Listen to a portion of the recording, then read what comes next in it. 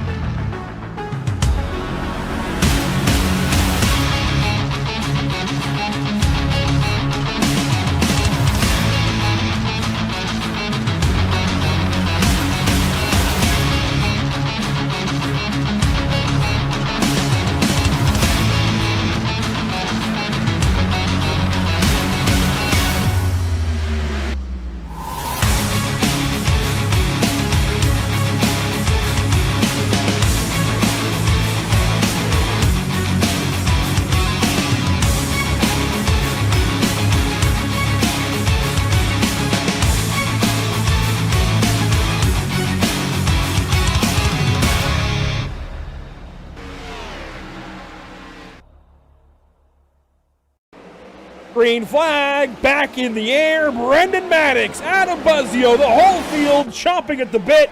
Green flag back in the air at Talladega.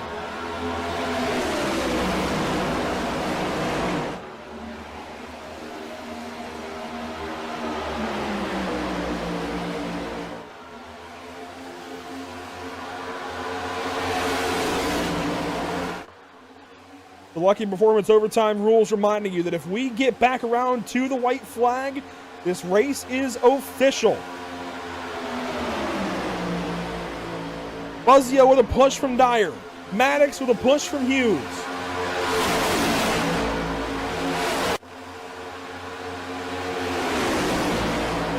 Zach, I think we're going to get there. I think we will. Coming back around, Buzzio leads the group. Through the tri-oval we go. No caution. Sam Dyer looks to the outside. 3 wide for the race lead. White flag is in the air, presented by Whiplash Sim Cams.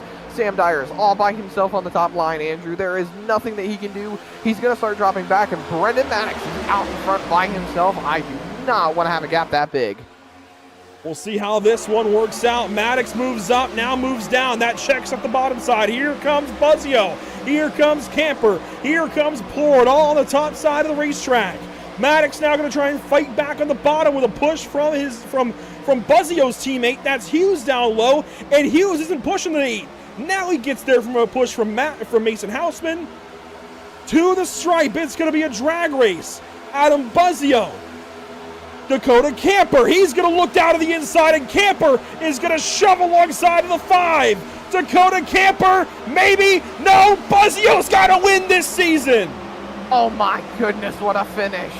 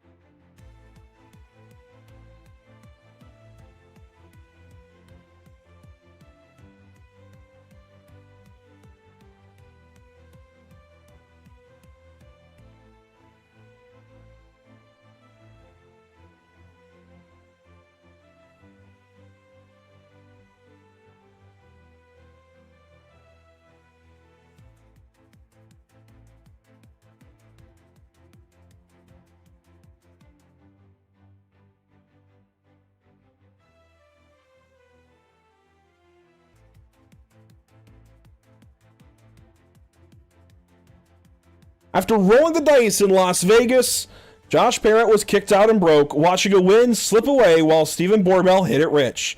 But it's a new week, and tonight's Busy Bee 250 by CC's Business is a new opportunity for Josh and everybody else chasing that sweet taste of victory to strike on their way to the chase in season number 5. Welcome to Pit Stop TV in the virtual Sparta, Kentucky. I'm Andrew Cardinale IV with Zach Murtis alongside, and it's a pleasure to join you for coverage of the BRB Sundance Pro Series. Tonight's coverage is brought to you by Sundance Pizza, by the BRB Racing League, and by all series partners. Zach, we are a little pressed for time, so I'll keep this quick on the track map. Kentucky D-shaped oval. It's as cookie cutter can get, although it has gone through a couple of renovations in past years, a couple of different configurations where SMI, otherwise known as Speedway Motorsports Incorporated, went through a couple of ideas of how to actually present the race at Kentucky, what the corners would look like, how they'd be banked, and how wide they would be, and those configurations paved the way for the new configuration at Texas Motor Speedway, and I'm sure other racetracks down the road. But Kentucky, it had a very interesting history in NASCAR. Now it's in the news for all the wrong reasons. Regardless, we're here tonight for race number 11 of this 5th season of BRB Racing. I want to go straight into the points tonight, keep this nice and quick so we can get to some drivers this evening. These are the point standings after 10 weeks of racing now in the BRB Sundance Pro Series. And Zach, I'll pivot to you here in a second. Josh Parent is obviously a big name right now. 5th place now in the chase. That is huge. 56 to the good, and these numbers may change a little bit. I do want to preface, we are going to be talking about it a little bit. It's not a great headline to talk about, but these standings are going to be slightly adjusted. There will be some effects that take effect after this race. Christian Barnes has been removed from this season of BRB Racing, and his results, well, his points are going to drop all the way down. His results from Chicagoland Speedway back on December 2nd will be invalidated, and everybody that finished behind him, both in Stage 1 and at the finish of the race, will move up a position in each the stage and the end of the race. So it's going to change a few things around. I don't think it's going to change much, Zach, but that is something to watch for between here tonight at Kentucky and next week at Darlington. Absolutely so, and even those top 5 in points, I think those are going to be the 5 that we're really looking at going into the chase. Stephen Borbell, fresh off a win at Vegas. Scott Fritz, he was up in contention trying to get a win at Vegas. Really, all of those guys in the top 5 were trying to get the win last week at Vegas. You had Brendan Maddox, who had some good fuel strategy. You had Adam Buzzio, who was contending there at the end with Stephen Borbell and Josh Parent. Then there was the contact between Parent and Borbell, promoted Buzzio up to 2nd, ran out of fuel at the line. Borbell ran out of gas at the line. You had guys like Fritz, Maddox, and Parent all being able to make it to the end on their fuel runs. So you got to think of what could have been for those 3. You've got Dustin Stallings reeling after what was a detrimental Las Vegas race, got speeding penalty, ended up having to go to the rear, tried to fight his way back up. You had guys like Johnny Wood Jr. that completely missed the race. They're here tonight. Kyle Klenk had a good showing. Wolstepher had some struggles, so did Carl Puller. You look at the rest of the chase field, Evan Patenko, Coulter Clark. Coulter Clark went absolutely after stage points last week. He tried to work a different strategy compared to everybody else. It didn't play in his favor. Now we roll into tonight with new faces, new potential, and new strategies. And new strategies are always the talk of the town. We saw some last week. That'll come back up with one of our drivers we're speaking with this evening. But the first driver that we're talking to in tonight's MX Wraps pre-race show is actually the driver who ended up watching everything slip away at the very end. Ooh, I need to change something in the background. Well, we can at least keep things going. The driver who watched things slip away at the very end of last week's race, Josh Parent, he had such a great opportunity to get that win. We all, I think, fairly thought that he was going to grab that first win of his BRB career, Zach, last week at Las Vegas Motor Speedway, and then turn 4 with just a few laps to go changed things up. So without further ado, let's bring in driver number 1 on our list this evening and talk with Josh Parent, because again, it was a very tumultuous ending to Las Vegas last week. But Josh, boy, we've talked to you already a time or two this season. We bring in here this evening your closest chance yet to win a race. We didn't get a chance to talk to you after that race last week. I know you've had some time to calm down a little bit, kind of let things flow through you, but how are you truly feeling now, a week removed from that race last week? I mean, honestly, initially I was really upset. It always sucks to get wrecked by a guy you pass, but you know, it was fine. I was pretty fine, or I was fine relatively close after. Stuff happens, you know. I still finished fourth. I saved that car and drove it right through the grass. And I still had a really, really good points day. Got myself up into fifth at points. So it is what it is, you know. It's not intentional, but I think that, you know, with a little more respect there, you don't, you know, get to that person's bumper. I get left rear throttling up, but it is what it is, you know. Not everyone's gonna see eye to eye, so I'm good though. Just looking to get a win tonight. And building off of that, you have been searching relatively frequently for victory lane throughout the season. You've mounted a bit of a charge over the last few races, and you've definitely had the speed to contend. What's the mentality just walking into Kansas tonight and trying to build off the momentum and not think about the results from last week? Well, I'll wait for you to fly in from Kansas over here to Kentucky, but it's just points. I think that's when my races started getting better. I realized that I really need to bank or hit qualifying and try to get that track position, and just run from there, run up in the front. I think I was saving too much initially, but luckily Vegas had a ton of tire wear that worked for me. Seems like tires are wearing here. Hopefully that I can play a little of that to my strategy, but just points really. At this point, if I can get the points lead, I'm quite a few out with maybe too little left of races, but just getting points and keeping that mentality going through the playoffs. Ironically, we have a pretty realistic points system now, so yeah, just trying to bank points and keep that going forward. And I warned each of you drivers for this pre-race show this evening that we would have a specific question for you. I'm going to go ahead and ask you that question now, Josh. CC's Business does primarily put out wax melts that you can, you know, warm up in your home and smell up your home. So if you could pick a flavor, I say, but a scent really, of wax melt, what would it be? Anything in the world, what would it be? If it smelled like cherries, it would be a flavor for sure. I would have to, but something cherry, can't ever go wrong there. Fair enough. Cherry is a good one. I don't know that there's been a cherry, maybe like a spiced cranberry or something in the winter, but hey, that's something to take into account. Josh, appreciate your time. Thank you for joining us this evening. Give me 1 second as Discord lags. There we go. It's coming back to me. But Josh, thank you for your time. Best of luck tonight. Thanks, man. Have a good night. And on down to the next order of business. We talked briefly about the situation give me one moment. There we go. Hide those and continue on our way. So it's a difficult situation to talk about, Zach, a very sensitive situation. We don't want to talk about it too much, but I will say after an investigation briefly by the BRB admins, Christian Barnes was removed from this season. And I bring this up only for the context of it's going to affect the points, and it's going to displace a couple of drivers, Zach. One of those being Jourdain White. We're talking to him next. And Jourdain was kind of brought in by Zach King, and along with Christian Barnes, Zach King has been effectively removed from BRB in every lasting way.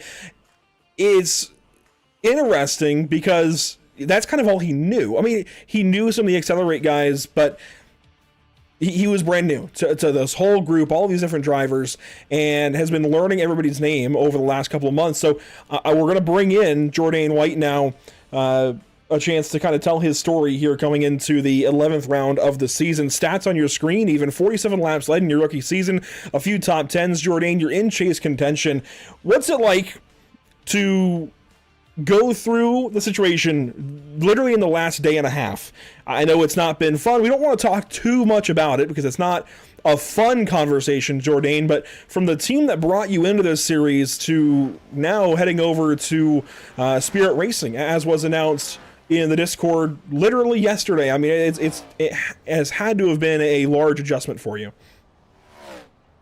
Yeah, it has. The way the whole team operates, it's very different compared to Meatball Motorsports, but I like it. It feels and seems more competitive, and I'm a really competitive person, so you know, you always want to have that spirit of competitiveness. And then building on competitiveness, you've got a whole new slew of teammates to really bounce ideas off of and think about where their space is at, how you can compare their drivability to yours. What do you think you're going to be able to learn now jumping into this new team and feeling yourself out as you're trying to keep yourself in chase contention? I mean, I have a lot of great teammates around me that want to help build and all make the chase, especially, you know, got Tim and the boss man himself, Mason Hossman, great guy, great racer. And then even with the alliance with Maverick Motorsports, Dustin, Brendan, Carl, Zach, they have been helping a lot. Brendan as well, especially with strategy and stuff like that. So it's just amazing, this new world of people I have around me, and you know, hopefully they can take me to where I want to be.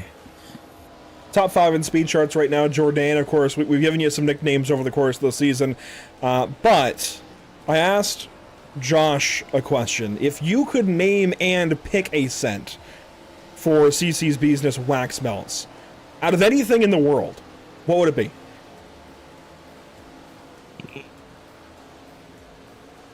Have to be the smell of rubber. Okay, smell of rubber, burnt Put rubber. that in the Okay. garage. Yeah. Put it in the garage, you know. Might be nice. Okay, well, there you go. So, Jourdain White with I think, a scent that would be pretty popular among race fans. Jourdain, thanks for talking to us this evening. Best of luck out there tonight at Kentucky. Yep. Goodbye, Andrew. And Zach. That's Jourdain White. Always fun to talk to. The Jamaican sensation, the Jourdain train, what have you, with his nicknames. But right down to the third driver on our list this evening. This is somebody who, Zach, I think it's fair to say, really surprised the entire league last week. Coulter Clark went out and won stage 1, and he's got some stats to go through. I want to mention, each of the drivers we talked to are hitting kind of that milestone, or a milestone start, kind of like I talked about with Caden Perkins last week. For Josh Parent, it's start 30 tonight. For Jourdain White, it's start 10. For Coulter, for you, it is start 45 this evening, which is also a reverse of your car number, but start 45 here in the BRB Sundance Pro Series. Can you believe that many races have gone by? No, I can't. It's actually crazy to think about how far that me and really all the guys at Accelerate have come. I know me, Gray, and Braxton, we've gained a lot of good experience from this league. We've all gotten 10 times faster. So it's good to see that. But yeah, 45, it's pretty crazy.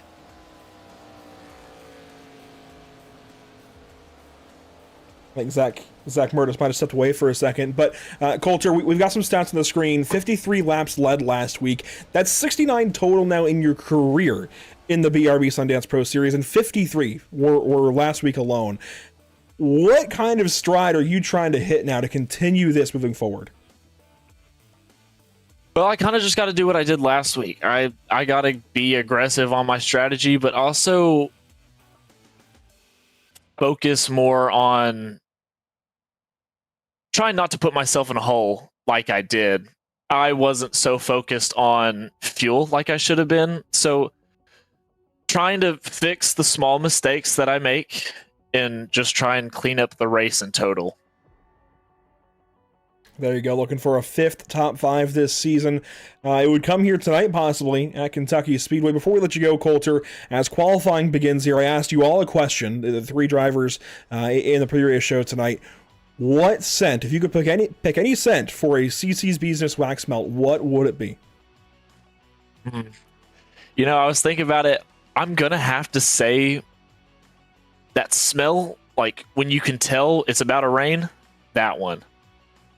Okay, that there's a I think there's a scent actually like that. We might have to get that rolling at CC's Business HQ here soon. But Coulter, best of luck tonight. I like that suggestion. I think that might actually be the best one of the 3. Not gonna lie. But Coulter, thanks for your time. Best of luck here at Kentucky.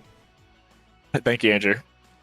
That is Coulter Clark in car 54, and qualifying is already going. We were a little behind tonight on the clock for sure, but I do want to go straight into qualifying coverage actually briefly here, Zach, and we're going to take a look at some of these paint schemes as well to keep in mind for MX Rap's Best in Show contest. We'll have that vote here shortly, but Zach, who do you see on the racetrack that you like in terms of speed and in terms of paint scheme? In terms of paint scheme and speed, Johnny Wood Jr. is topping my list right now. That scheme looks bad. I mean, I'm not a big fan of bad orange in a good and blue way. Yeah. No, I said bad with a B. Yeah, bad and like good. Bad in a good way. I'm not necessarily a big fan of orange and blue half the time. I think when mixed with a matte black like that, it looks really good. I'm preferable to it. And then, oh my goodness, you already pulled up my second pick, Caden Perkins. The Storm Chaser. He did the snow concept. I love it. Yes.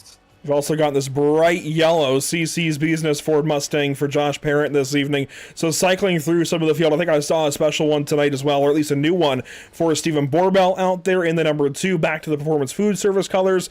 Anthony Teseo's got a brand new paint scheme as well. Well, looks like his qualifying run's already over. We can't show it, but let's see. Let's go down the line. Gray Walker's out there in a good one. Of course, Brendan Maddox, same colors as a week ago. This is a new paint scheme, though, for Coulter Clark as Zachary Hall jumps up to the top of the board, trying to keep things relatively together here. But there's Zach Hall in turns 1 and 2 after running a pole time. Evan Batinko, pretty similar colors to what we're used to for the number 81.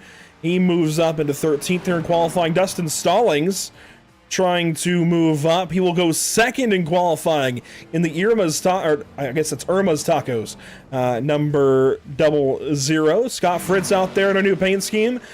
Got the candy apple red and the yellow trim on that number 48. How about Richard Wolsifer, a new paint scheme as well for car 56? Yeah, I'm a big fan of Richard Wolsifer's paint scheme. I really, really like the mix of blue and black that he did. There's Tim Henderson on the racetrack and his number 88 looking stylish with the purple and blue. Gotta love purple and blue, honestly. They do go together very well. But looks like Henderson's going to tap the wall, and he's going to send it off Tokyo Drift style into turn number 3. His lap has been scrubbed, and that's a little hit to the wall right there. Now we're looking at Jamie Plord, another 6F scheme. It does look really good, I will say. That 6.5 Motorsports group, they have put together a couple of really good flowing paint schemes, and you know me, Andrew, I'm a big fan of the linear type designs when it comes to these race cars, like flames and all that jazz. They are so classic. I love flames, but I don't like them on race cars. Now, I like to see these linear designs, these flowing, free-flowing paint schemes. They scream modern and classic and retro at the same time. Yeah, and we have some, I think, a good mix this evening, a good handful of different kinds of paint schemes out there. Here's a Burlington Cafe, number 9 for Cody Dorsey, sporting West Virginia on the hood of that car.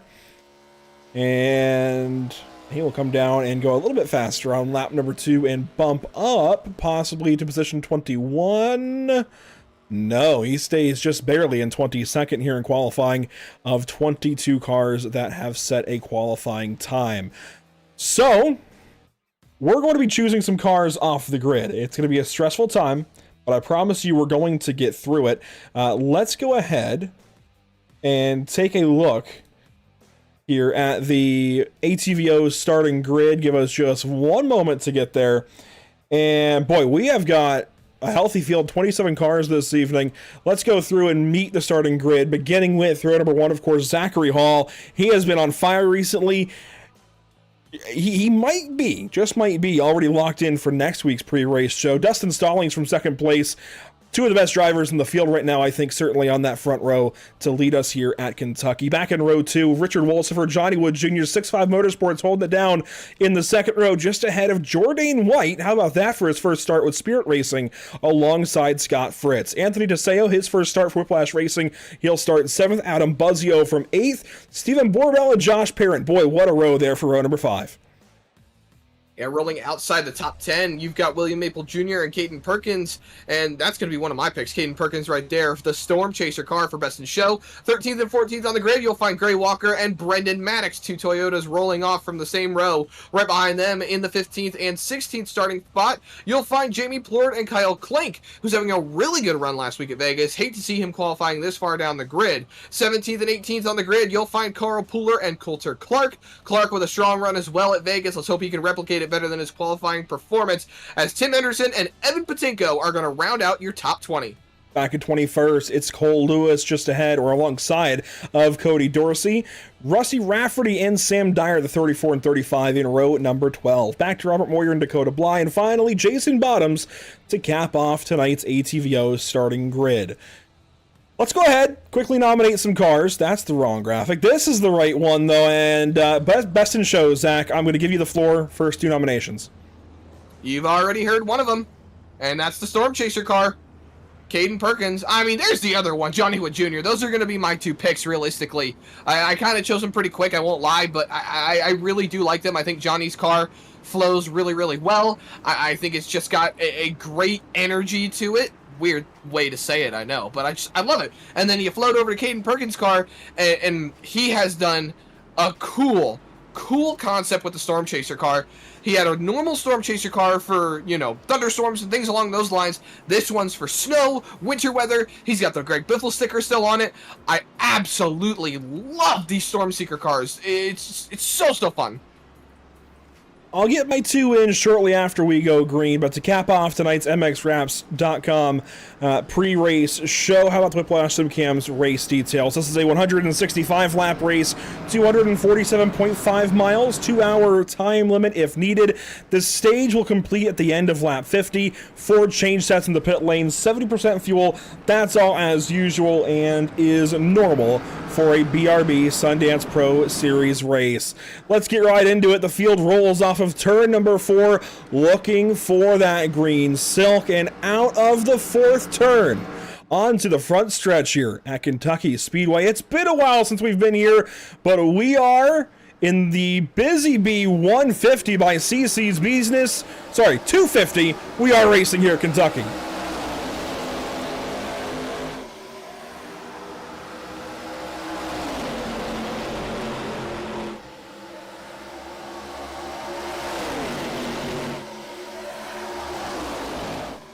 Down the backstretch for the first time tonight into turn number 3. Still almost like they started double file, and now they start to spread out and move around down in the flatter turns 3 and 4. You can carry some speed in the banking through 1 and 2, then things spread out in 3 and 4. 1 lap complete.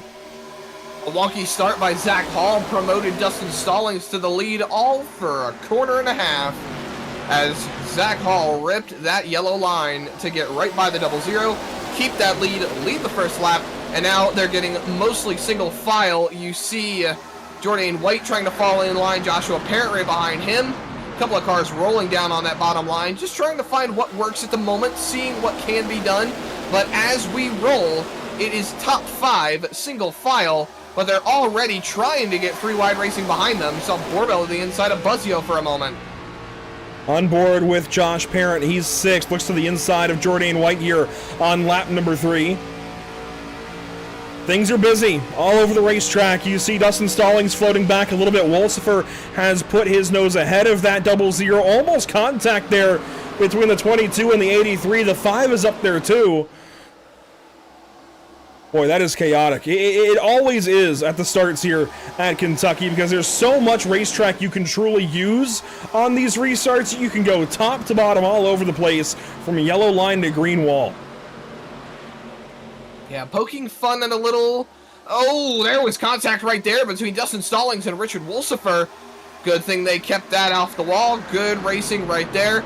But I was going to say, as there's contact between Josh Parent and Jordan White, look at the two cars that 22 has right behind him. It's Adam Buzzio and Steven Borbell poking a little fun at last week with how they were running for it at the end. Now all three of them up front, top 5 in points. Their other contenders for top 5 in points, it's going to be Scott Fritz and Brendan Maddox. Fritz was in the top 10. He's moved down to the 11th spot, and he is currently fighting to stay in front of Brendan Maddox. So a lot of battles all over the racetrack. The highest ranking of those battles currently is for third. Johnny Wood Jr. versus Dustin Stallings. They work off of turn number 4 now. Side by side, Stallings on the outside. And I think I'm going to go ahead and nominate that 00 for Best in Show this evening. My other one I've kept in my back pocket, but I'm going to have to go pretty close to home. But there's Dustin Stallings. Gets the wall there off of turn number 2 just a little bit, but that's okay. It'll buff out for sure. And that's just a good-looking paint scheme. MX Wraps really outdid themselves with this one for sure. I really like that blue. I mean, just all the colors work really nicely here on this. And it's a really simple, flowing design that I think fits very well. And I have to go Josh Parent. Selfishly, this is the Busy Bee 250 brought to you by CC's Business. I can't overlook the sponsor car this evening. I'm sorry, I got to do it. That's okay. Josh Parent will get a nomination here for Best in Show. So that vote will go through the end of stage number 1. You can get your vote out as early or as late as you like. Just do it before the end of lap 50. As Richard Wolsifer looks pretty strong here in the early going, Zach. He's up to second place, putting pressure on Zach Hall. Jordan White also. I think there's a little bit of pressure amongst the top 5. Saw Jordan tap the wall front straightaway, and now he's going to move on past Johnny Wood Jr. That's going to put Josh Parent to the outside. Buzzio looks a little bit closer to the middle line, seeing if he can't hang on that bumper of Johnny Wood Jr. But that 75 car slipping backwards now, Andrew. That's a couple of spots that he's lost. The top 5 has changed hands. Buzzio goes around the top side. They're 3 wide down to the 1. Kyle Clank, I think that was. No, excuse me. Oh, it's Coulter Clark way down low. Look at the kerfuffle in front of him. Jourdain up top. Buzzio on the outside of Parent. Things are changing around right now. I don't know if Jourdain might have gotten the wall, if Parent might have gotten something tagged on him. It's changing around. Yeah, it looked like the 83 checked up a little bit, and that backed everybody up behind him, so that put Buzzio and Parent side by side now. That'll be for position number 5. Johnny Wood fires back on the inside. You see that bottom lane really got going there through 1 and 2. That's something to watch over the course of the evening. And Steven Borbell is down already after winning last week at Las Vegas. He is down nearly out of the top 10. Caden Perkins putting pressure on him. Here's a look from the back bumper of Borbell's machine. As Steven was running up towards the top 5, he's dropped down quite a few spots. So has Johnny Wood Jr. You look around, Anthony Teseo was running closer to the front. He's dropped down a little bit. Actually trying to go around the outside of Borbell and drop him a couple of spots even lower. You see Maddox there in the background. He's rolling single file. Most of the field stays single file. Johnny Wood Jr., Steven Borbell, Caden Perkins, they're a little out of line. You saw them go down the back straightaway all on the inside line compared to everyone running the wall. You know what we didn't get to in the MX Wraps pre-race show tonight is our power rankings that we've been tracking now since all the way back in Season 4. And they've been evolving, taking shape the last few weeks, I think, with some really interesting drivers and some really interesting places. Are you ready to see them this week? Absolutely. There is a new leader on these power rankings, much like the point standings, as the battle gets going for 5th place with Johnny Wood Jr. and Josh Parent. But take a look at that with Steven Borbell up in the lead now in the power rankings, and Scott Fritz falling all the way down to 3rd place. Josh Parent, though, now position number 4 on the power ranks with Kyle Clank in the top 5. Zach Hall, who's leading this race currently, is 6th on this list. And that 32 is getting really, really good. He's a big threat, big time. I don't want to oversell how good the 32 has been lately, but he is a big threat for the chase. And I mean, he led pretty much all of stage 1, I believe, last week at Las Vegas until the end when Coulter Clark took it, and led some laps even after that, I believe. Here he is leading again in stage 1 now at Kentucky, another speedway, and he's back out front. He's one to watch. Brendan Maddox, Johnny Wood Jr., Richard Wolfsford, Carl Pooler, the remainder of the top 10 in the power rankings. Any surprises to you, Zach? Not particularly. I think a lot of these guys have been very consistent. I could say I'm surprised to see Johnny falling down a little bit, but he did not show up for Vegas last week, so it is to be expected a little bit. But I mean, as we roll, these things are going to change. It's going to be even more dynamic as we get into the chase. As you saw Richard Wilson tag the wall a little bit down the back straightaway, but I think we're really in for a big show as we roll through these last 3 races. And you know, I think to myself that there is open and added potential that anything could happen for any of those drivers in the top 10. I mean, let's look at Zach Hall, for instance, leading this race as we ride on board with Jordan White. A contact between Johnny Wood Jr. Justin Stallings. That was close. But Hall's leading this race right now. He's just 22 points out of the cut line. Who's he fighting? Gray Walker. Who's not in the points right now for stage points? Gray Walker. That is a 10-point gain to the cut line. That puts him from 22 points out to 12 points out in the matter of however many laps. I mean, we're looking at Gray Walker now, currently in the 23rd position. He is far well and out of stage points. So this is very, very big when your biggest competition is currently sitting in the coattails of passing you in the points. Yeah, Gray Walker, I'm not going to say it's end game or anything for the 18. He's got some left side damage, but he is in dangerous territory right now. And that's just to get to the 13th spot on the cut line.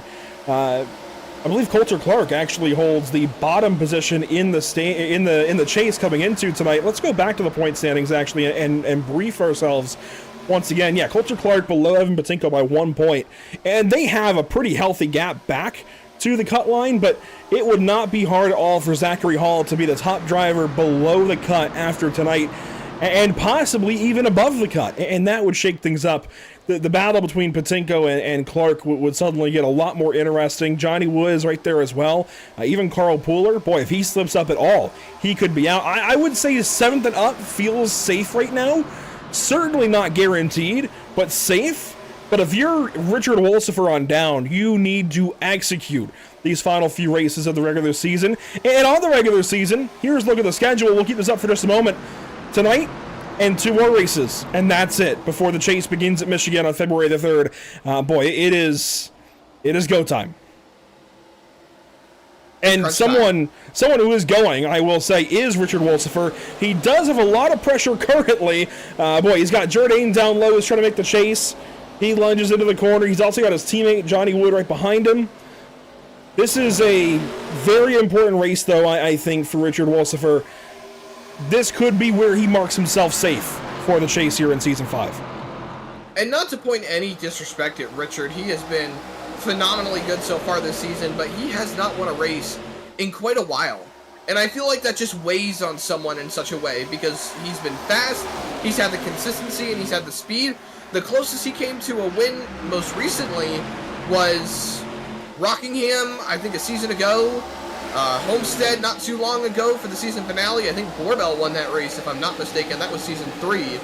But there have been so many instances lately where he has had a shot at a win taken away from him, and breaking that chain, breaking that link is so difficult to do. But he's well and good in the points right now. He's stayed consistent. It's just finding that win, finding victory lane. Starting to see this race take shape now, and as we're 22 laps in, Zach Hall leads the way down the backstretch here at Kentucky Speedway. You see the top 2 out ahead. Those are Hall and Stallings. And then a bit of a gap back to 3rd with Wolsifer, Wood, and everybody else. As Johnny Wood actually goes by Richard Wolsifer. They might want to swap, although, I don't know, Johnny Wood's closer to the cut line actually than Richard, so maybe not. Maybe that is the order they want to be in as Josh Parent snags the wall. Brendan Maddox down over the jump on the apron. He's going to force it 3.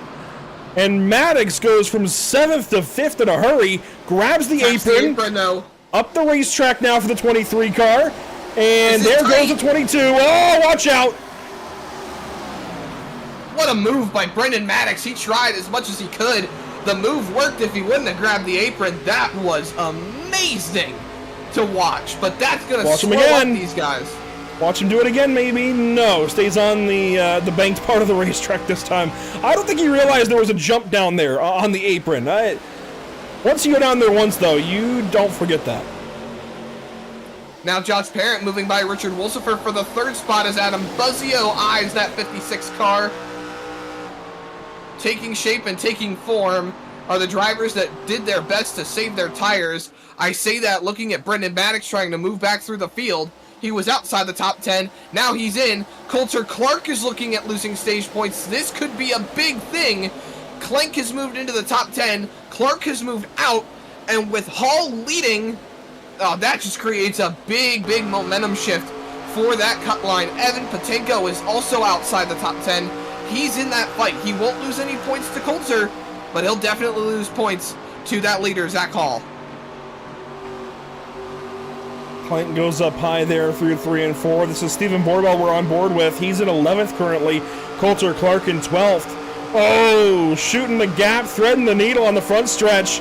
Caden Perkins backs out. He's going to fall back now. Look at Scott Fritz on the outside. There are truly 3 lanes here in the middle of this pack, and now they get down to 2. This is showing just how racy this track is, and you haven't even gotten to the MX weather report. There you go. Race weather, 82 degrees in the air. The track temp is 99. The sim date is May 15th, and Borbell just knocked the wall down out of turn number 4. Relatively calm winds. I mean, 9 miles per hour is relatively calm for iRacing. A little gustier if this were reality, and 21% humidity. That's nothing too crazy, but it's definitely not going to be having any of that lighter blue on the radar that you see on Caden Perkins' car. Yeah, I think a lot of these guys right now, shifting back into how this run is going, have really burned up their tires a lot, and I think that's why we're seeing guys tap the wall a lot more. There you see Borbell, not the best run off of turn number 4. Granted, he had a car who was outside and a car who was inside, but it does create some precedent about where your tires and where your race strategy is at the moment. As we look towards the front here, Dustin Stallings is reeling in that 32 of Zach Hall, and if your name is Coulter Clark or Evan Patenko, then you want to see this guy lose some points, whether it's 1 point, 2 points, 3 points, or 4 points. Thinking Dr. Seuss for some reason. You just want to see him lose these points and lose that potential amount gained to the cut line. You definitely do not want to see the 32 win the stage. Anything south of that, I think, is a bit of a gain for those guys around the cut. As we are just over 20 laps away from the end of this first stage. Josh Parent has just taken over the 3rd position, passing Johnny Wood Jr. There you see the battle for 3rd, 4th, 5th, and so on. Jordan White right here as well, and you know, I'm watching for him to turn things around a little bit. He had, whoa, watch out, Buzzio to the inside of Johnny Wood Jr. But Jourdain, not to put any more pressure on him than is already on him, he had a great start to the season, fired off really well in the first couple of races. Of course, Daytona is Daytona, but still was really good, even the remaining races after that. And since then has kind of stagnated. He's still good, still decent, still leads some laps here and there, but hasn't been quite as electric as he was to get the season started. I'm watching him to turn that around, and so far, running top 10 like this, he's doing so. Only as low as 8th, as Johnny Wood Jr. and Adam Buzzio are all over. That's checking Jourdain up a little bit. But getting in that fold over at Spirit Racing with Mason Houseman now as a mentor, that's going to help Jourdain, and I'm looking forward to seeing some results. Yeah, past series champion is always a good mentor, and he is now capitalizing on the battle that was going on in front of him. Adam Buzzio and Johnny Wood Jr. were absolutely going at it, and Jourdain is going to give a little bit of tire rub to the 75 car. That's going to check his run up. Johnny gets back to him and is going to fight Adam Buzzio as Brendan Maddox rolls up on the charge. Johnny sends it deep, gets by Buzzio, sight set on the 22 of Josh Parent. Johnny Wood slides up, might not be thinking so much about Josh right now, and just wants to put Adam back in his mirror and keep him there for a lap or two to regroup. Yeah, these two have been very aggressive the last few laps. I don't think Adam's done. He gets a run here. Looking low maybe, now sits back and sits high on the front stretch. I don't think Adam Buzzio is quite over with that 75 car just yet. As he now regroups ahead there of Jordan White and Brendan Maddox. Deeper in this top 10, Scott Fritz runs 8th. Coulter Clark back in the top 10, he runs 9th. And he currently battles Kyle Klenk for that spot, who will take it back over to turn number 3. Move Clark back down to 10th for a moment as Carl Pooler runs in the 11th position. How about Carl? He started back in 17th. Yeah, you saw they were 3 wide Whoa. behind him. Johnny to the pit lane. This has a green flag look. I wasn't sure when to mention it. It's looking like we're going to see some green flag stops once again here. But let's recall what worked last week at Las Vegas. When everybody took 2 tires and such and ran a bit slower, what did that 54 car do? He took 4 and he ran around them all. He had much better tires. We'll see. And actually, I think what a lot of guys did was take no tires. I think if you take 2, you'll be okay. But you definitely I don't think you want to take 0 tires. I think you want to burn a set if you want this stage win, as Richard Wolsifer is also into the pit lane. I think we'll see a lot of cars coming into the pit lane, and look at the relative too.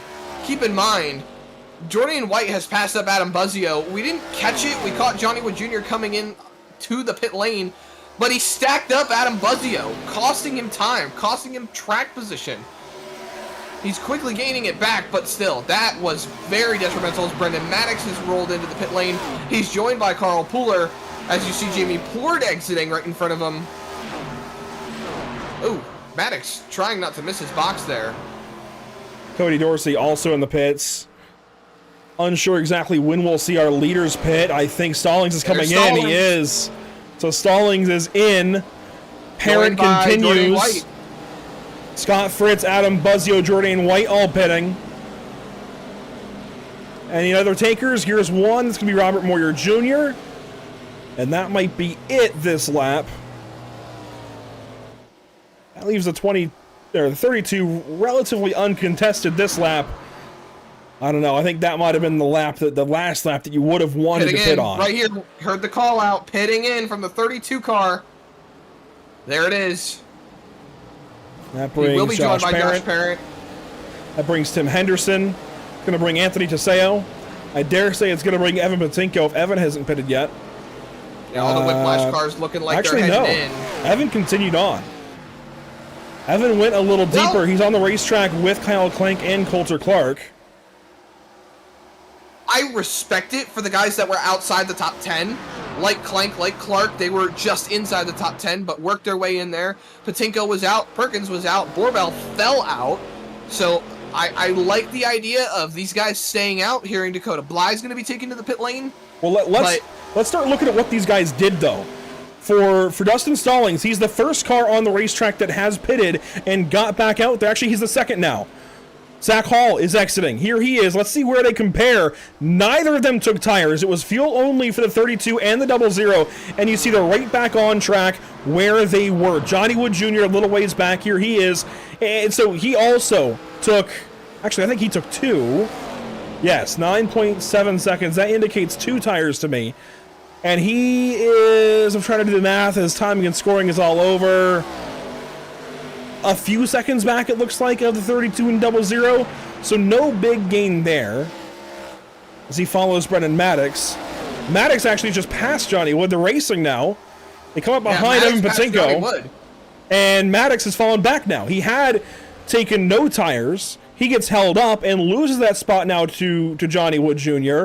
So the top 3 after stops, 2 of them took no tires. 1 of them took 2. And we've got to wait and see where everybody else slots in here in just the next couple of laps. And then look further down. You've got guys getting passed up as Patinko and Borbell take to the pit lane, among others. Maddox passed up Parent. Wood got the spot back. Stallings and Hall are still a little separated, but they're going to relatively take over the show here in just a moment as Hall is closing in quite quickly on Borbell and Patinko, seeing where they fall and roll out of the pit lane. But now you've got Hall resuming his control of the race lead. stalling, still pretty close to him. So their differing strategy, still working out. There you see the 2 and the 81 rolling back out. Right behind these two, Johnny Wood Jr. has gotten a sizable gap back to Brendan Maddox by about a second after getting checked up by Evan Patinko. There's Josh Parent, there's Adam Buzzio, and the rest of the field, Fritz White, Clank, and Henderson rolls himself into the top 10. I'm telling you, some amount of tires, I think, is going to win this stage. Johnny Wood Jr. put 2 on, and he's running these 2 down. I just think in a 50-lap stage, caution, never mind, it's all out the window. It's the 2 car. Stephen Borbell. It is all out the window. That's your point leader right there. Rolling in to this race, and oh no! Oh, you caught a bit of it right there. This is going into turn number 3. That's Borbell and Pooler running side by side into the corner. Borbell gives Pooler quite a bit of a lane there, and Carl just comes up.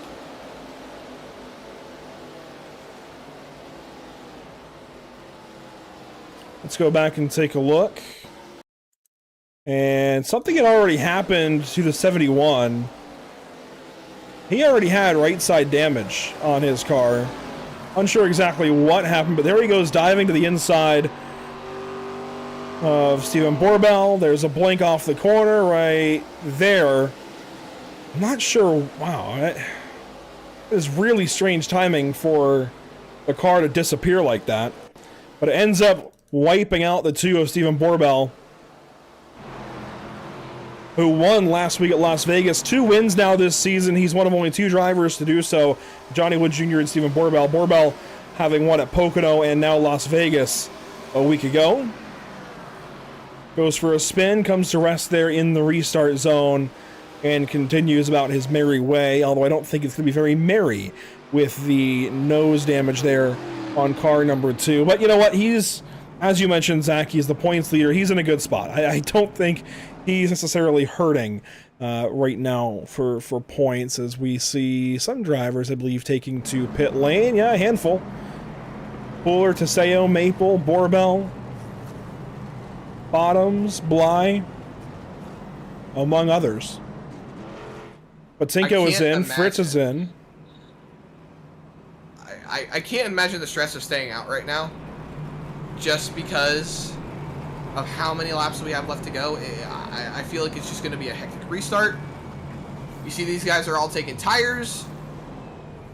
It feels like a way to necessarily flip the stage and stay out when we roll into our stage caution, but at the same time, I don't know. I feel like there's too many laps left in this stage to be bolting on tires. I honestly don't know what I would do. I think I would feel okay, though, if I was Johnny Wood Jr. He's going to have 2 on the restart. Let's see. Does anybody else close to him have 2? So, again, let's go to the pit timer. Johnny Wood Jr., 2 tires. Brendan Maddox definitely took fuel only, along with Josh Parent. Adam Buzzio took 2. Watch for him on this restart. Jordan White took none. So, fuel only there. Fuel only for Clank. And fuel only for Henderson, and again for Richard Wolsifer. So in the top 10, just 2 cars have 2 tires. Coulter Clark did take 2. He's going to restart 11th. Caden Perkins took 2. He's going to restart 12th. Robert Moyer, 13th. Cody Dorsey, 14th. And a little bit later on in the pit cycle, Rusty Rafferty did take 4. But he's going to restart all the way back in 15th position. At best. The first car from this pit cycle will be Scott Fritz back in the 19th spot. He's got 2 tires. Patinko took 4. He'll be 20th. For someone like Evan Patinko and the position that he's in, I don't know if I would have made the call to pit now. I think I would have just stayed out. Maybe see if they can collect some stage points. I mean, Zach Hall still leads this race. And as long as Hall leads the race, his chase hopes are still in jeopardy.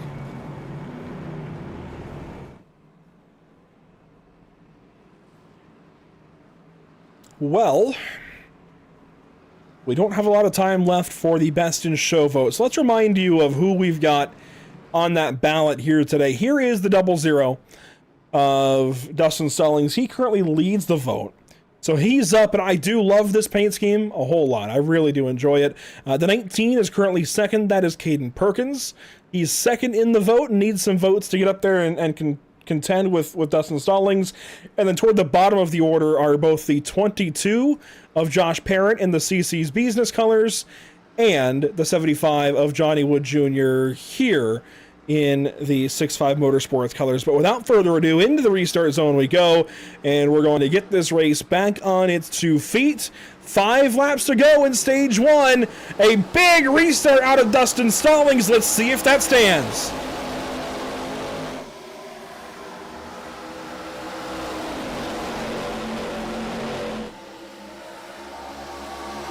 Regardless of the restart standing for Dustin Stallings, Johnny Wood Jr. is in a good spot. Contact there. Johnny on the outside. Dustin down low. Josh Parent right behind. Side by side for the race lead. Johnny Wood gets clear.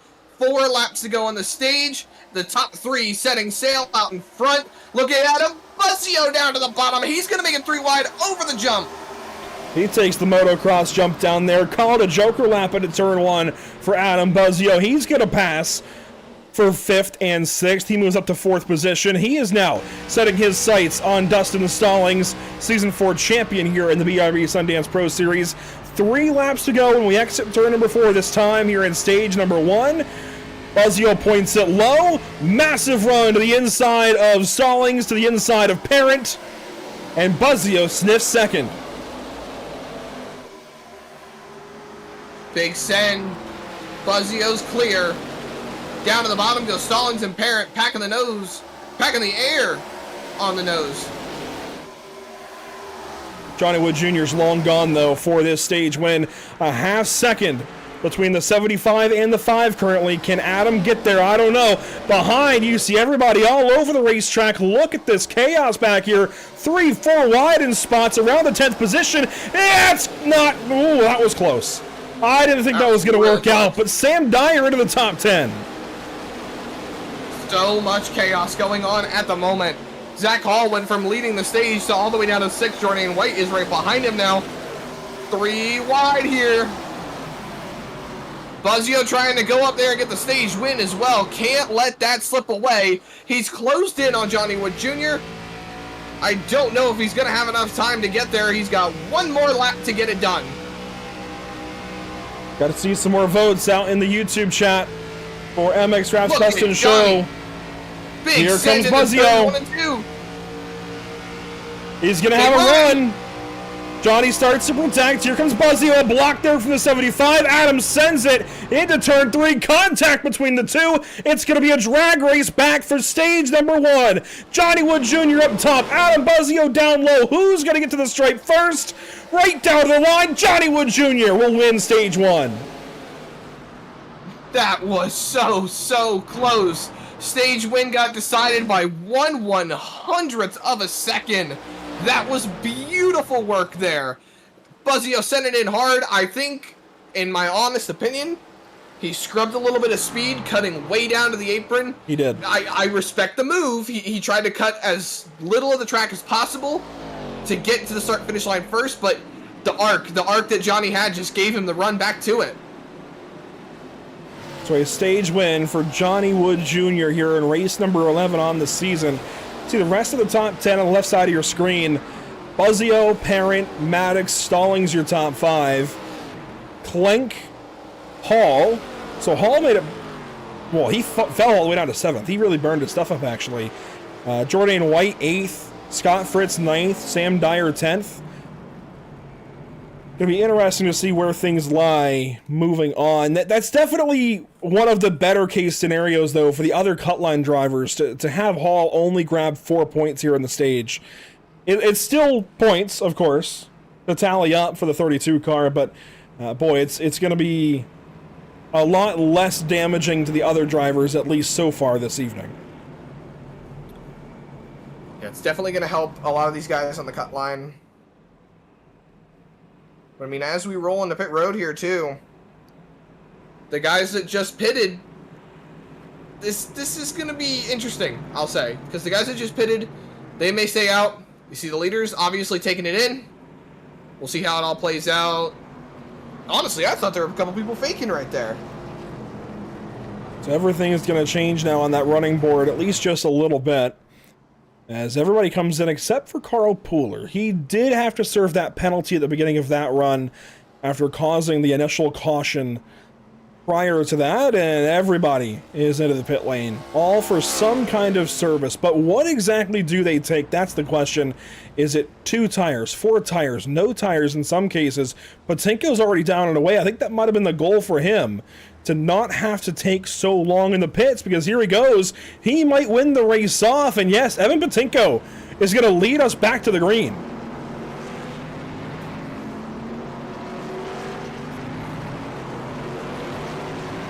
There you see the rest of the drivers coming out of the pit lane. Little 3 wide right there. Borbell getting out in front. See Robert Moyer Jr., the rest of the field cycling out of the pits. And as we roll out from the pit lane, thinking back on the last restart, race control came over and said, warning to all drivers, just to make sure that you are adhering to the restart regulations and keeping within the rules and confines of the series limits, we'll say.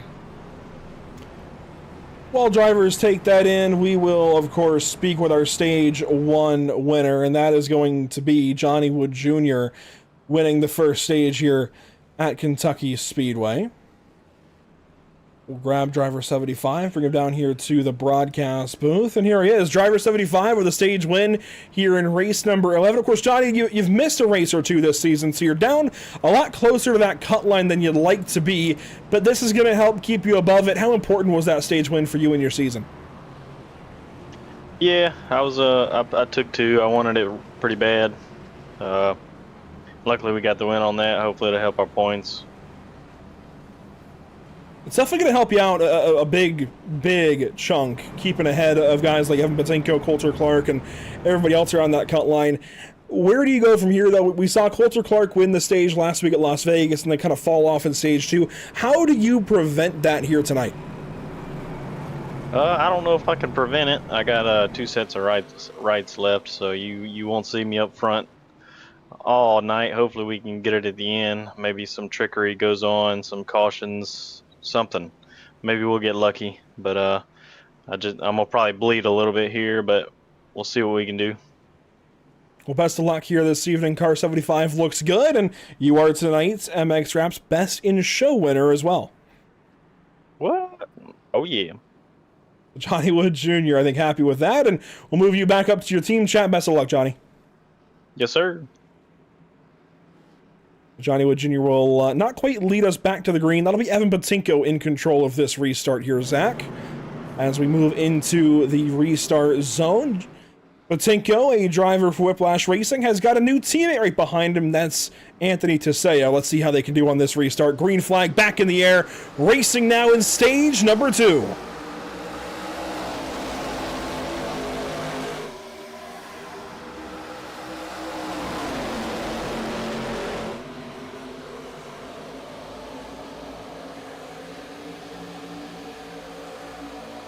Turn number 3 coming up.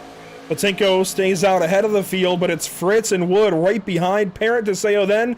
You'll have Buzzio and Clank, your top 7 on the racetrack. Buzzio did not get the best restart. That allowed Josh Parent to jump in line. 3 wide behind him, though. Dustin Stallings in the middle. As they roll down into turn number 1, Johnny Wood Jr. still leading the way. Not still, he just got it. Patinko had it. And Johnny beats him back to the line. I was so mesmerized by the 3 wide action right behind him. I must not have been paying attention too much as you see Josh Parent up on the outside line of Scott Fritz trying to work his way around. Does one car gets clear. Oh, crashing! It's the double zero! Oh my goodness. Through the pit lane as Johnny goes fastest. Tim Henderson, Jordan White gets in the mix. Jordan White, a bunch of damage on his number 83. I saw the double zero slow and sideways. The 88 and 83 get connected. Those are Spirit Racing teammates now.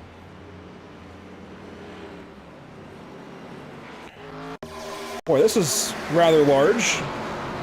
Let's see what happened here. Dustin Stallings, the white and blue 00 up top. Boy, they're all around each other, aren't they? Off of turn 4, here they go. This is where it gets tight on the front straightaway. Oh, that's really tough from that angle, I'll say. Stallings gets probably the least amount of damage out of those three. Henderson comes in a little late. You know, the front stretch at Kentucky is just so touch and go, and it kind of narrows up going into turn 1. It gets really dicey to look at sometimes if you're focused on the yellow line. It's definitely abnormal. Watch it here from the blimp, and you might be able to see what we're talking about, but the yellow line moves up after the start finish. That's not a great angle. The angle we had before was better, I think, actually, so bear with us. But the width of the front stretch changes between the start finish line and turn 1. And watch this here. We'll slow it down. It's pretty wide here at the front stretch. I mean, 6-7 cars wide, but then it narrows up towards turn 1. And that plays into what you just saw there between the 88 or the 83 and the 00. So now I want to explain that part, because as you see them crashing in slow-mo, I think when we go back here to Jourdain's perspective, I think he's aiming for the line into turn 1, not the line at the start-finish line. So let's go to his onboard, driver's eye POV, and let's just watch for a second, because I think he's aiming for the line in turn 1. He's really not that far off of the cars ahead. It's a tricky situation. Sometimes you kind of just go with your gut. This is just a really iffy situation for both of those drivers. They just met in the middle. I think that's the fairest way to put it. I don't think... Talk about iffy situation for race control, too. Right. I don't think Jourdain did anything particularly wrong. Dustin either. And that's Jourdain White in the 83 that is kind of up the racetrack a little bit higher. Let's watch this from the 88 really quick before we come back to live picture. Since he's behind it. You see Jourdain, he does track up a little bit, but he's following the seams of the pavement. Boy, that is really tricky. You know, it kind of reminds me how Atlanta was for a time, where the old style of Atlanta, the old cookie cutter style, was wider. Got down to the apron, yeah, it's wider on the front stretch, and it narrows up into turn 1. Not to mention the part that does narrow up, you think you're still on the asphalt in a sense, but you're really kind of on the apron, if you know kind of what I'm talking about. A bit. I will say, racetrack designers, please do not have varying widths of your racing surface into a corner. Please do not have the apron and the racetrack be relatively the same surface. I think the way the front stretch is designed here at Kentucky, it's designed like a funnel into the corner, and in the worst of ways. Oh my gosh. No, it's designed like a funnel. It funnels you into turn 1 closer than you exited turn 4. And I think the funnel should be on corner exit. That's kind of the natural funnel on an oval. I don't think we should be having a funnel into a corner. So I just wish the entry, the run up to turn 1 didn't have that tightening feel like it does here at Kentucky, but we'll move on and make the most of it. These drivers now know certainly to be wary of it and be careful. We were caution-free. We were caution-free in all of Stage 2 last week at Las Vegas. That certainly is not the case here tonight, as we've already had a caution and a rather impactful yellow at that. Let's see what happens here on this restart. 105 laps to go. Johnny Wood now back in control. Green flag back in the air. Let's see how this one goes.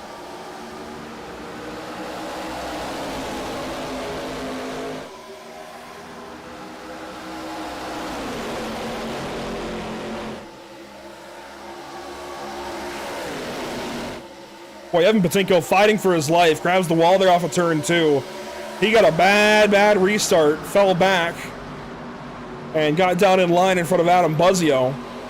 Look at Zach Hall. He's sending under Adam Buzzio. Big send into turn number 3. They're side by side for the 4th spot. So right now it's Johnny Wood Jr., Josh Parent, Evan Patinko, Adam Buzzio, and Zach Hall. Your top 5 as Fritz is going to put that nose out in front of the 32 going into turn 1. But big run for Zach Hall underneath Adam Buzzio for the 4th spot. I almost said the race lead. That's how you got the use I got to seeing that 32 car out in front tonight. But it's great to see a lot of these guys on the older tires compared to the rest of the field. Evan Patinko's still up there. Teseo's fighting to stay in the top 10. We got ourselves a good race on our hands. You see Scott Fritz into the picture as we ride on board here with Zach Hall into turn number 1. Too wide through the corner. That has been the story of the night in these quarters. Racing side by side, 3 wide at times, all over this Kentucky asphalt. This racetrack is in a peculiar place. It's pretty close to the border of, like, the northern border of Kentucky with Indiana, I believe, and even pretty close to Cincinnati, Ohio. And it's falling off of the map. It doesn't host NASCAR racing anymore, or racing of any kind, which is a crime for sure. It's got the Legends track on the front stretch. It'd be cool to see the U.S. Legend cars maybe go back there, maybe for a national event or some kind. Try to keep the facility in use as long as possible. It's been in the headlines. I don't know if there's any Kentucky viewers watching this evening. Maybe talk to your local congressman. Maybe try to keep this place around. Get some funding for Kentucky Speedway and keep it on the map. It's been really, really fun to watch here tonight, and it was, I think, coming into its prime in the last couple of years that NASCAR was going to Kentucky Speedway. So with 100 laps to go next time by the flag stand, let's think about all the memories we've had at Kentucky and try to bring this racetrack back in some case. I'm glad it's here on the schedule here in Season 5, but Zach, the race starting to take form. I gotta say, Evan Patinko is a very pleasant surprise right now in 3rd place.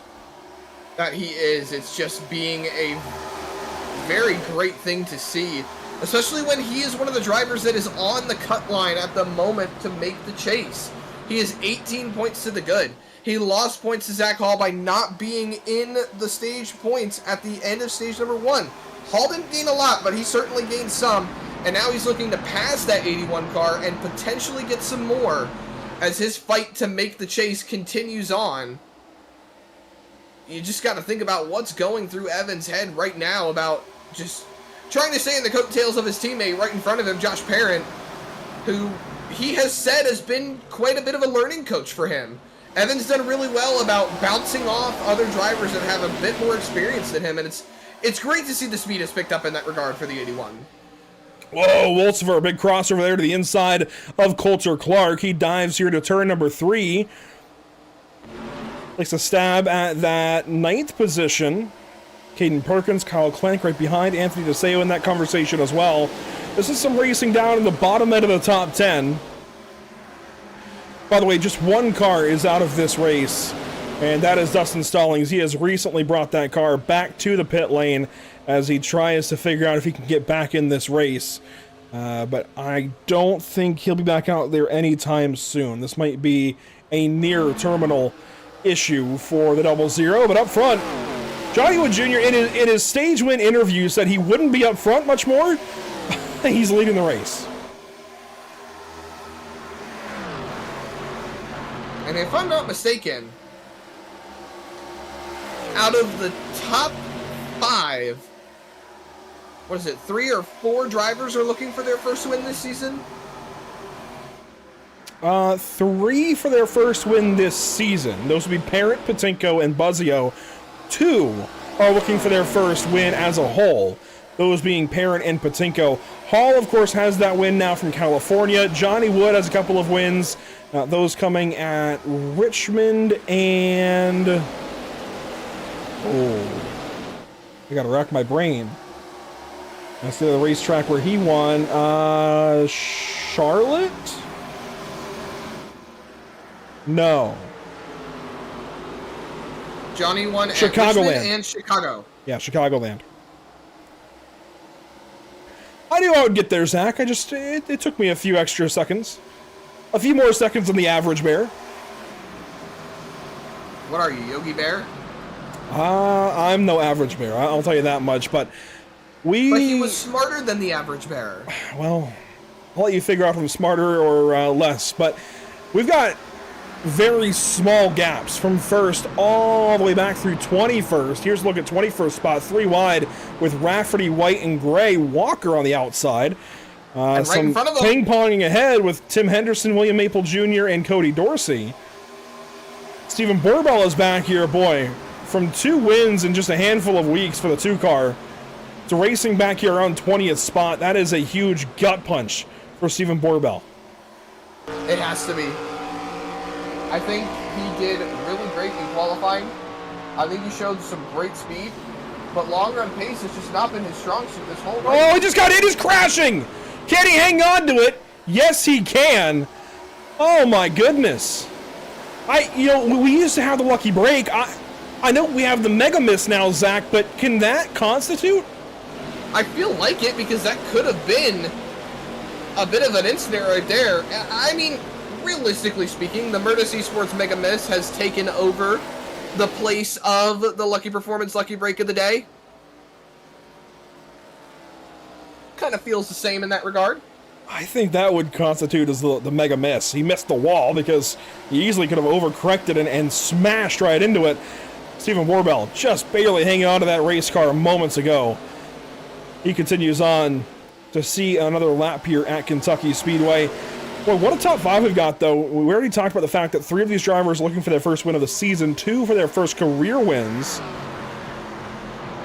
Parent and Patinka, Whiplash Racing drivers, at the beginning of the season, neither of them really felt like they were in contention at all for the chase. They each had big numbers to overcome to get into chase contention, and now, as they've been slugging it out week after week, both enter tonight inside the chase for the second week in a row. Whiplash Racing is now 3rd in the team standings. I feel like these two in particular, this duo, has given the field a bit of whiplash as they've come through the field. From down around 20th spot in cases and lower even, up into 5th for Josh Parent, 11th for Evan Patinko. They've still got work to do. They're certainly not out of the woods, but boy, what a change it's been for the 22 and the 81. And now they've brought Anthony DeSeo into that fold as well. He's fallen back a little bit since the restart. He's in 13th, but he's got a lot to learn from these two, and I think he'll pick up pretty quick. I think Whiplash Racing as a whole has really picked up, spending the last 2 seasons at the bottom of the barrel of the team points, and now moving up to 3rd is a really great turnaround halfway through this season. So really good to see Next Level Motorsports still kind of holding their grip at the front of the team standings and doing their best to show up and show out tonight. Adam Buzzio, the only one inside the top 5 and top 10 as a whole for Next Level Motorsports. Gavin Rogers not present tonight. Stephen Borbell outside the top 10. So not really gaining a ton of points tonight, but riding on board with that number 5 car of Adam Buzzio. Again, searching for his first win of the season. He's doing his very best as much as he can. He's been very fast. Obviously, he was contending for the stage win, but I think right now he's just kind of holding back as we ride on board with Zach Hall. Took a look to the inside of Evan Patinko coming off of turn number 4. Settles back a little bit as there's flat traffic going into turn 3, but a little time. Let him work it in, see if he can make his moves. Zach Hall, I think, might be the best driver in the field tonight, but I don't think by a terrible amount. I think Dustin Stallings and Johnny Wood Jr. certainly have given him big-time runs for his money tonight, and I mean, Johnny won the stage. Dustin, of course, he has been out of the race a little bit here tonight. He's back on the racetrack now and running in 27th, 11 laps down. But in terms of being able to fight the 32 on tires and on pace, that might be a different story. I think the 22 might be the best equipped in that regard, maybe even the 5 of Buzzio. I will say Clank is suddenly up here, the 23 of Maddox as well. These guys feel like the only real contenders to the 32 car right now.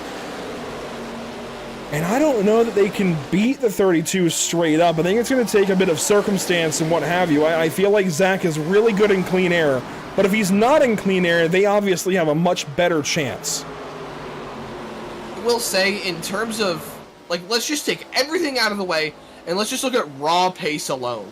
I think raw pace tonight, you've got Johnny, you've got Josh, you've got Zach Hall, you've got Adam Buzzio. I think those four specifically have had the raw pace to contend since probably about lap 10, maybe lap 20, when we finally started settling into some runs and we actually got a decent idea of what these guys were capable of. And I say that Zach Hall goes to the inside of Evan Patinko going into turn 3. Gonna try to do his best to get clear up off of 4, and he does. 81 crossover though. Big move down to the inside for Evan Patinko. Stays side by side. He's not giving this spot up without a fight. Down low, Patinko. Working down low on Zach Hall. Not trying to give up. Does check up there. Got the apron, I think, down low. Panel. And now he'll fall back into the 4th spot. So Zach Hall does set sail over the 81. Now Buzzio looks high on the 81 of Patinko.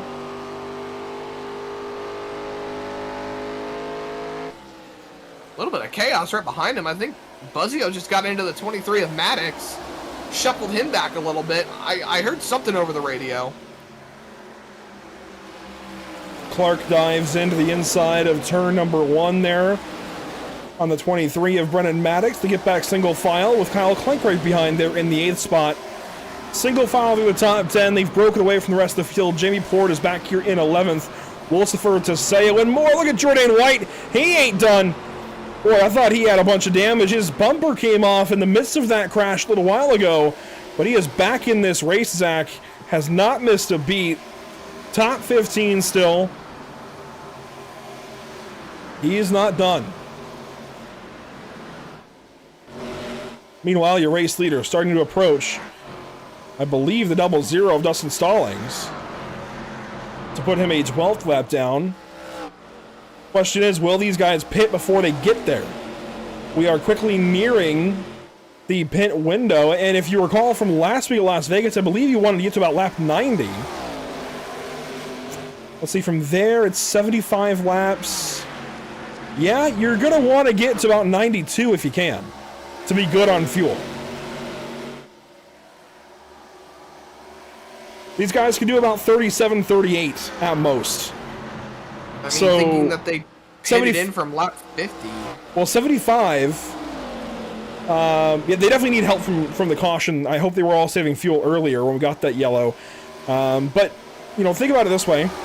75 laps from 90 to 165 is 37.5 per run. So call it 37 and 38.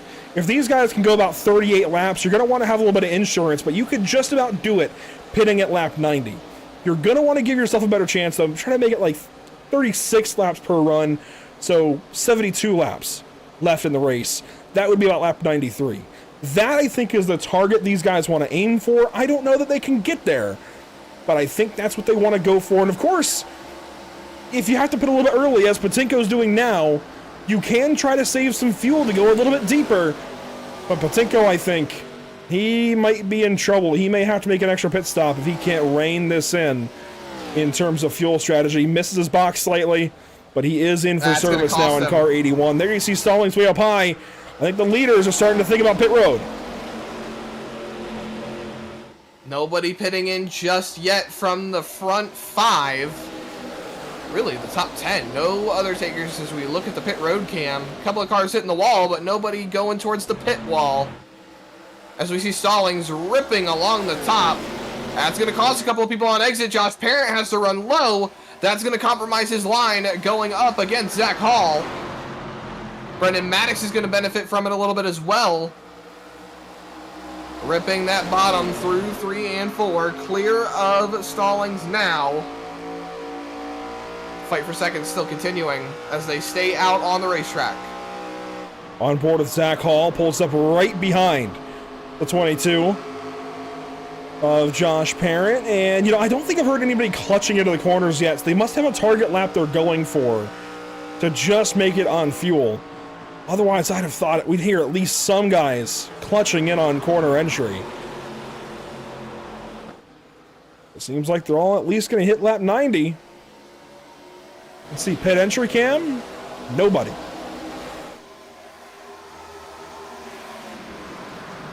Nothing but clean and green at the moment. This might be the tightest speedway race we've seen in a while. We got 6, 7 drivers on top of each other here as we were about 2 pit stops away from the checkers. 75 laps when we get back to the start-finish line this time, and these guys are all on top of each other. This is going to be really, really interesting to see just how close they are after the pit stops, though. That's what happens to be the greatest separator. The little minute details over a pit cycle. Getting into the pit lane, getting into your box, getting back off the pit lane, all in a timely fashion as Maddox grazes the wall, Clank passes Buzzio. Who's got the finesse for a pit cycle?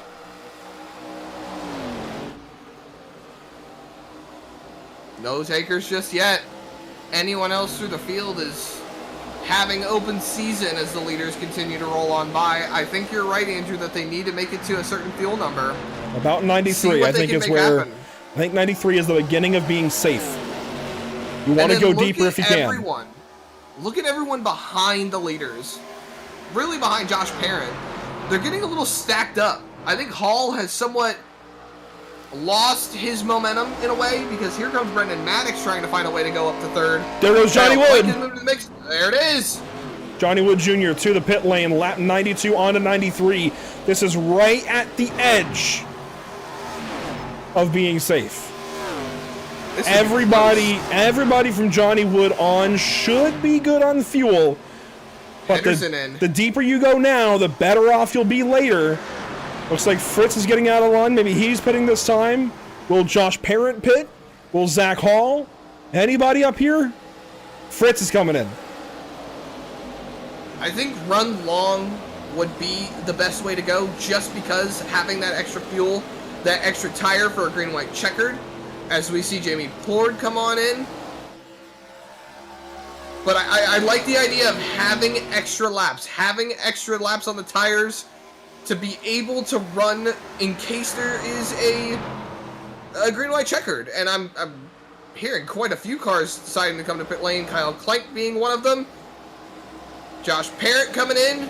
Buzzio, they stay out on the racetrack. Maddox, woo, smokes it a little coming into the pit lane. Coulter Clark, Caden Perkins, Anthony Tisea, Rusty Rafferty, William Maple, Robert Moyer, all come in here on this lap. That was 94 on to 95. That leaves Zach Hall, Adam Buzzio, and boy, that is Dustin Stallings right behind him. Now, leaders are responding this lap. Hall and Buzzio, they just called out over the radio. They are coming on in. So let's see how this race folds out, Andrew. It's a hard entry for Hall. Jordan White keeps going. He might be the deepest of all drivers here on this run. Granted, I think he might have maybe a little more fuel. He actually took a little while in the pit lane to top off right there at the end of the caution cycle, I think. Oh no! Josh Parent got a speeding penalty! That's a nail in the coffin if we go green. Richard Wolsifer also with a speeding penalty. That is a huge blow. That's the stuff I'm talking about. The finesse on a pit cycle. To not make a mistake. To maximize time. There you see the 22 pitting to serve it. And... oh, you know what? Josh got it on exit. And that's even more painful. Richard got it on entry, and therefore he's being held in his box now. You see the time climbing. He's being held in his box after service for an extra 40 seconds to serve that penalty. Josh should have only had to stop and go, but he's still in his box. I don't know why. Tell me he got speeding on entry again. I still see a black flag on Josh Parent. Wolsifer just got his cleared, so he should be out and away right now. He should not have had a 40-second hold. If you clear your service, it should not be. If you leave your service checked, that's when it holds you an extra 40 seconds. Let me work with race control on this one, and I will get back to you. So he must have left a tear off or something selected because it was 43 seconds. He must have left some service selected. It should not have held him. That easily, I think, is a massive mistake to just make it that much worse for Josh Parent. That's a matter of knowing iRacing. If you do not unselect, unclick your pit service, that's when it holds you 40 seconds. If you unselect the pit service, it's a stop and go. Even a pass through. Sam Dyer comes in, Dakota Bly comes in, Cole Lewis will stay out. And he will lead that lap, possibly. But Johnny Wood Jr. is going to have the lead after all of this. I know he was talking like he might not lead much of the race after that stage win, but Zach, he has got a large gap back to Scott Fritz for second, Zach Hall third, Brendan Maddox fourth, and Adam Buzzio will be fifth after the cycle completes. Cole Lewis yet to pit. Should be doing so here in a moment, but he has not yet hit the pit lane. He continues on.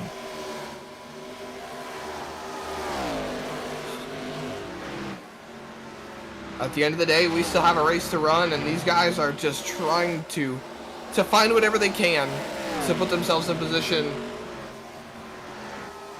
to be contending for this race win. And you know, I'm so flabbergasted right now between Wolsifer and Parent and Johnny Wood Jr. just now really having a larger, more extensive lead. And the caution is out on the racetrack. Robert Moyer into the pit lane. Sam Dyer hits the pit lane, I think, to miss it. Right as Cole Lewis comes into pit. I wonder if that's connected. This is going to be an opportunity for other drivers who've had issues to maybe reset, but it's not going to save a Josh Parent or anybody like that. It's going to take a lot more. So here's Robert Moyer. Front stretch. Oh boy. We kind of missed it there, but I do think, Zach, based on the little bit we saw, it's going to be in connection to the 52 pitting. It's more than likely he just got into the back of Cole Lewis. Rolling down into turn number 3. So the question is, did Cole Lewis call out that he was hitting the pit lane? I never heard it over the radio. Text chat even? No, well, I heard some call-outs, but I wasn't sure if that was who it was, but it might have been. Robert Moyer Jr. into Cole Lewis as Cole was trying to pit. Kyle Clank grabs a piece. Moyer slides to a stop, and Sam Dyer hits the pit lane again, possibly in response to a penalty. That brings the caution out. Want to check in with the 31 in this replay. Here he is. That's Kyle Clank. He didn't even seem to know that Cole was coming in, and he and Cole are teammates. Pit stops aplenty. The pit lane has opened up very, very wide here. And let's see. Johnny Wood comes in. Actually, aren't as many takers as I would have thought. Hall, Wood, Fritz are your top runners that come in. Ray Walker is back in, Perkins, and Clark. But Brendan Maddox, Adam Buzzio, Jamie Plord, and so many more stay out. And they are good on fuel to make it on one more stop, Zach, but I also understand the idea of pitting every time you can to make sure you're topped up on fuel. Just in case.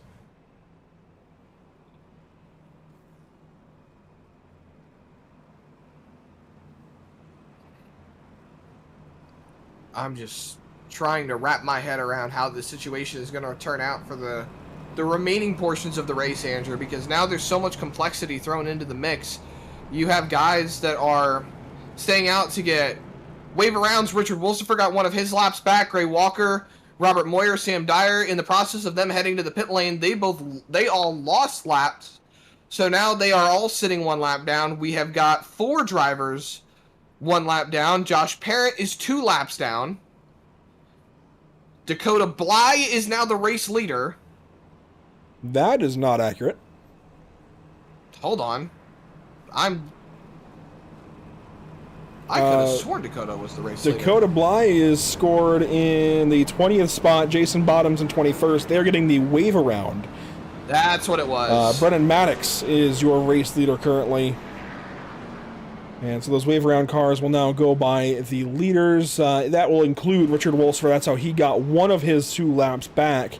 as he'll now be 1 lap down and able to fight for a lucky dog. He will join Gray Walker at 1 lap down, as well as the Freaky Fast racing duo of Robert Moyer Jr. and Sam Dyer. So those will be your 4 cars that are still lapped. That puts Josh Parent as the only car 2 laps down. And Dustin Stallings is 15 laps down, still in the pit lane, taking service.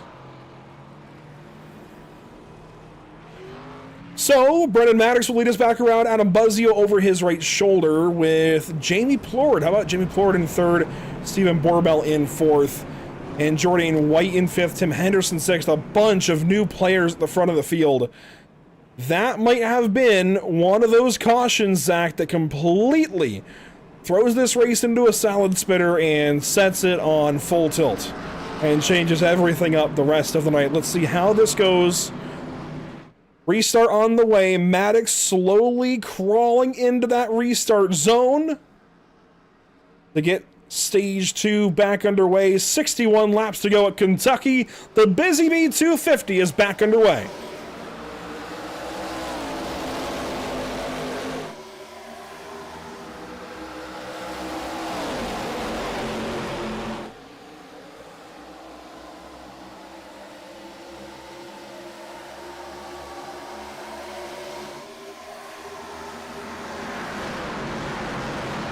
Through turns 3 and 4 now as a field. Jamie Plord on the inside of Stephen Borbell. Tim Henderson in the top 5. After the crash he had earlier with Jordan White, that's certainly a big turnaround for him.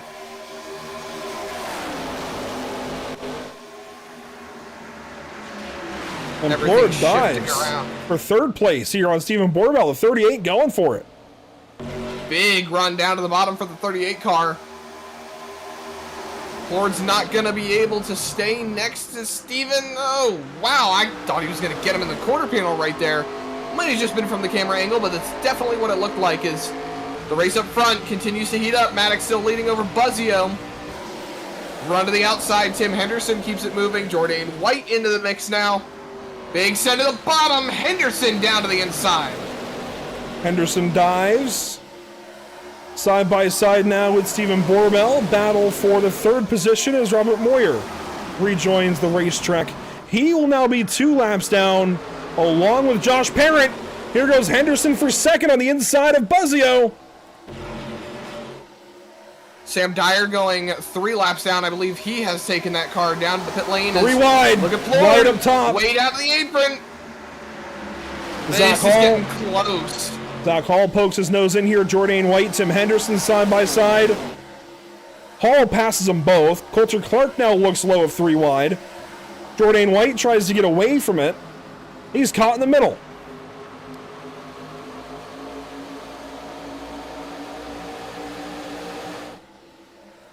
This was some chaos. Oh, crashing! Go on there, wrecking. Crashing behind. I didn't quite catch who that was. That was the 15 of Teseo. I don't think he was alone. Patinko! Patinko spinning around! Oh my gosh. He's got tons of damage. And no caution for yellow. it. He's trying to get back going. Zach Hall now checking up. They're 3 wide into turn number 3. Want to take a look, though, at what happened between Teseo and Patinko. Teammates now at Whiplash Racing. This is the chaos in the front stretch. Oh, they got really close. I'm trying to find the right moment. Let's go ahead and just do it. Let's pull the trigger. Let's go back and see what happened with Teseo and Patinko a lap ago.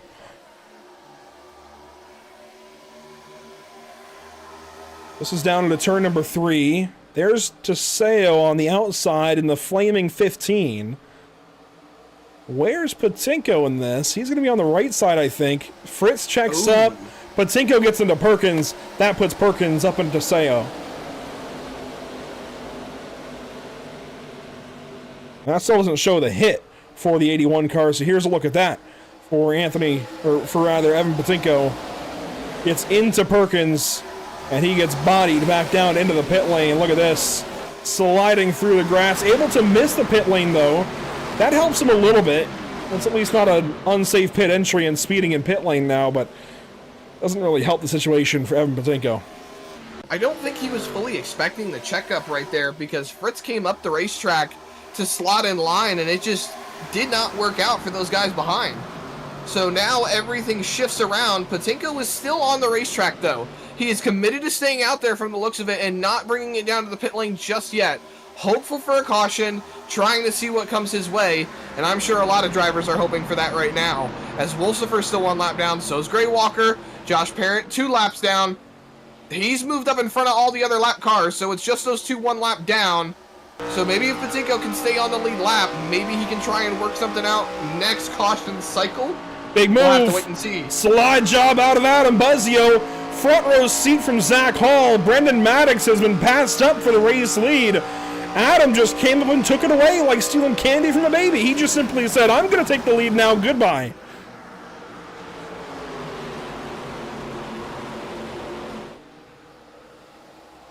Here comes Zach Hall, though. He's trying to find a way to move forward. He's still the inside of Brendan Maddox here. Maddox is going to push Adam Buzzio down the front straightaway. Not clear of Hall. That 32 car is going to steal away second place from Brendan Maddox. Jamie Plord still trying to stay in it. Look at the run that Borbell got. Shot out of a cannon. A lot of cars on top of each other right here. A lot can go wrong in a hurry. Gotta hope nobody makes too big a contact, as now Hall is on the inside of Buzzio for the race lead. Hall is going to take it away in turn number 1. He is gone.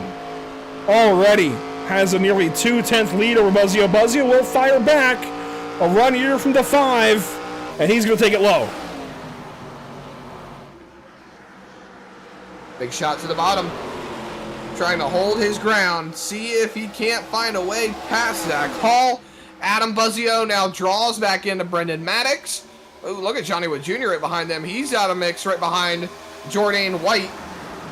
A couple of cars tagging the wall going into turn number 1. Now Borbell. Up top. Next to his next level motorsports teammate. Jamie Plord trying to hang on. He's going to lose position to Coulter Clark. And everything's just changing guard, changing hands right now. It's a very different top 10 than what we saw earlier in the race. Well, the more things change, the more they stay the same. Still a lot of the same drivers up here. But just differing hands, differing strategies.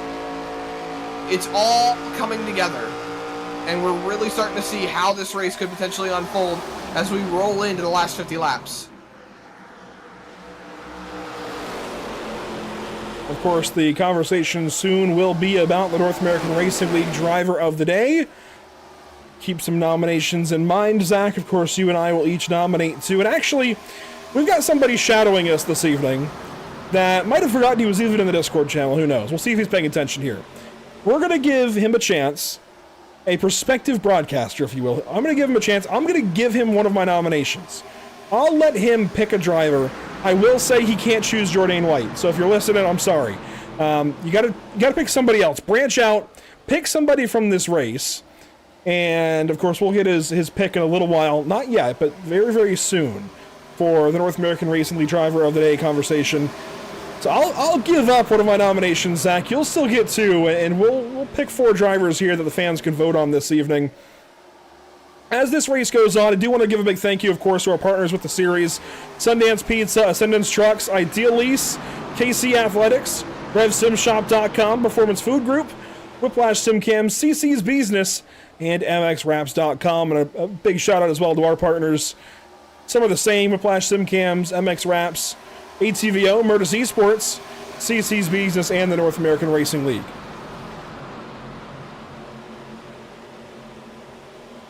So plenty of time before that vote, but it is coming up. As you see, Evan Patinko is about to go a lap down from what was a top 5 run for all 3 Whiplash racing cars at one point. Zach has become disaster, with Teseo down in 17th, Patinko down in 21st, and Parent down in 24th. And there we go. Patinko was a lap down, but Maddox will take over the race lead by surprise into turn number 1. Big ol' send by the 23 car of Brendan Maddox. He is still side by side with Zach Hall, up off of turn number 2. rolling in on 40 laps to go. The cars that are laps down are going to want to try and hope and pray for a caution, see if we can't get those laps back. But with how hard these guys are racing, Maddox up the track, hauled to the inside, down on the quarter panel, trying to pull back to the race lead. Lap led by Maddox into turn 1. Give it to Zach Hall. This has been a really, really good race, and we still have a long ways to go. Here's another big run. Potentially the best yet to come here at Kentucky. Maddox back to the inside. 2-3 on 3-2. Dives into turn 3 with the run from turn 2. Crossover now on the side job. Hall doesn't get there. Crossover. They stay single file. Hall can't get there on the crossover. Maddox continues to lead. We'll rinse and repeat. Look at that top 5 though. Coulter Clark has rolled his way into the mix. He's found a way to get back up here and try to contend for this race win. He was in it at Las Vegas last week, and now he's trying to make it work here at Kentucky. Hall back to the inside of Brendan Maddox. Big send down the bottom. Adam Buzzio looking for it. We're going to be 3 wide for the race lead if Buzzio can get there. On the corner, looking on the bumper, can't get there. Still 2 wide, but boy, oh boy, was it almost 3 wide for the race lead. Maddox has to give the lead up for a moment. Hall sneaks on by. Is it a run maybe here? Yes, crossover now from Brendan Maddox into turn number 3. Slide job on the way from car 23. Sends it in deep. Sweeps up high. Crossover looking now from the 32. It won't happen. He's going to go high. Where does Buzzio go? He's going to push the 32 car and roll him on by Brendan Maddox. Outside line trying to prevail with the run. Maddox gets clear. Adam Buzzio has a big run on the bottom. He's going to try to stick his nose underneath the 23 car. Can't quite get there just yet. Riding on board with Coulter Clark as he watches the fight unfold in front. This is peak auto racing, ladies and gentlemen. As good as it gets here at Kentucky Speedway. Move after move, change of the lead after change of the lead. Buzzio back on the inside of Hall. Coulter Clark racing now with Rusty Rafferty. Rusty Rafferty on the inside here in the top 5. He'll fall back now as Fritz gets a run and pushes that 54 back ahead. But oh my goodness, what a race we're watching unfold. And these guys still have pit stops to make. We are still at, oh no, the 48. Save it, save it, save it, Scott Fritz. He will. Wow. He even does a little jump through the grass right there. Unbelievable. And they say turning left isn't fun. That was incredible. Here's a look at it for Scott Fritz. Rusty Rafferty on his inside. Rafferty comes up, gets the left rear of Fritz's 48. Wow. What a piece of driving. Tell me, Zach, who is the biggest Murtis Megamis in all of that? I'm still watching here. Fritz on the top side of Coulter Clark. Oh my goodness. Wow. Gonna have to give that one to Scott Fritz. That's my nomination. That could have been a hair-raising incident, to say the least. Top down. Easily a mega miss to the 2, I think. You could give it to the 34 for almost running into Scott Fritz. He did run into him. Right there, ran right into him. Almost ran into him a second time. Corbell gets away, but we're having a change of the lead now. Let's come back to live picture as Buzzio races right here with Brendan Maddox. Change to the lead, it changes back. Maddox back up over Buzzio. Here's Coulter Clark in the mix too, up to P4. The whole top 4 starting to break away. 2 Toyotas, a Chevy, and a Ford. If only that was 2 Toyotas, a Chevy, and a Dodge. Feel like you know what I'm referencing right there.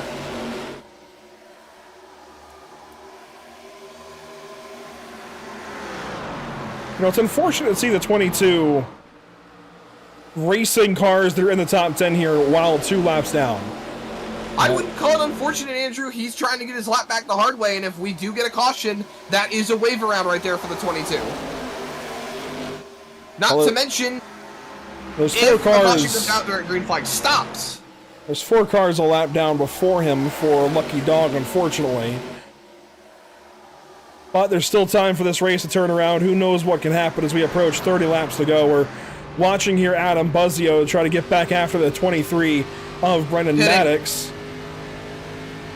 Oh, I thought Buzzio was pitting right there, but I did hear Borbell call out that he was going to the pit lane. So the 2 and the 34 come in. Those are Borbell and Rafferty. Everybody else stays out that lap. And this is definitely the edge of the pit window to make it to the end. Kind of inner edge. I mean, the edge is probably a few laps ago as Parrott has a close call behind. Here goes Buzzio for the race lead on Brendan Maddox. Let's see, who pits this time? Anybody? Nobody up front. Crossover here from Maddox. I gotta think when these guys are gonna take to the pit lane. You know, if they're side by side like this, they're not gonna be able to get it done, but oh man, this is getting intense. It has been for probably at least 20 or 25 it's laps. It's getting more intense. The racing has calmed down, but now the strategies will have to come out and fight for themselves. When do these guys hit the pit lane? It seems like they're starting to take a little more care on entry to 3, like maybe they're going to start thinking about it. Anybody here? Yes. Kyle Clank comes in the 31 car. Jimmy Plord in the 38, Cole Lewis in the 52, Tim Henderson in the 88, William Maple in the 21. They all come in with just over 30 to go. Brendan Maddox continues to lead. And for Brendan, boy, it has been a rough few months. He started the season out really, really strong, won at Nashville, and it's been a really rocky road since. But here he comes to the pit lane from the race lead here with just over 30 to go. Can he keep this up as Jordan White will pit right behind? Was that speeding for Brendan Maddox? Checking now, looking through race control. I don't believe it. Well, the 23 car, Brendan Maddox, black flag. It looked like it. Speeding penalty. Brendan Maddox. Here comes Zach Hall. Can he get to the pit lane at the right speed? It's iffy. I think he got there, though. Doesn't look like a black flag.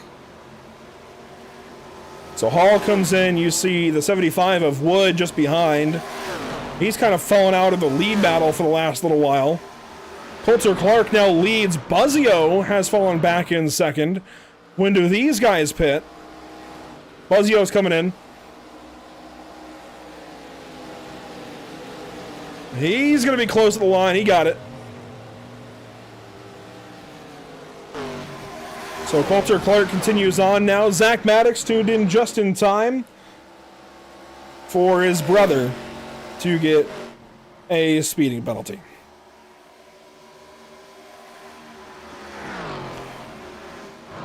No other black flags showing at the moment. I'm telling you, Zach, something about this 54 of Coulter Clark lately. Obviously, this is going to hurt him a little bit in the grand scheme of things as far as this long run, staying out like this, but I still feel like he's in a really good position to do really, really well for himself here today. Perkins is staying out with him. Bly, Pooler, and some others, they all pitted a little bit later before that restart, but we'll see how this all cycles. Hall is the first in the racetrack after the pits. Then it's Johnny Wood and Stephen Borbell. They are racing side by side here down the back straightaway. This is the tentative battle for second. And Johnny takes it away. Makes the pass. It was a 2-tire stop for Zach Hall, a 2-tire stop as well for Johnny Wood Jr., 4 tires for Stephen Borbell, 4 tires for Jordan White. They are your top 4 currently after pit stops that are in line to take spots back away once the pit stops cycle out. Fritz would line up 5th with 4 tires, Rafferty 6th with 4 tires, then Buzzio 7th with 4 tires, Henderson 8th with 2. But there's still other cars to pit. They're going to slide in there in between. That's just how things look now with about 25 laps to go. And look at this. logjam for Buzzio and Rafferty here, trying to pass the 35 of Sam Dyer. Johnny Wood Jr. goes fastest, all while we wait on this guy to pit. This will be a big domino to fall. There's 4 of them, 5 of them left to go, it looks like. Those being Clark, Perkins, Bly, Pooler, and Walker.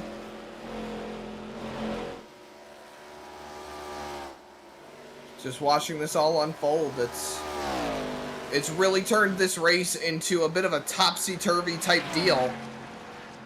We didn't expect how this would all play out realistically.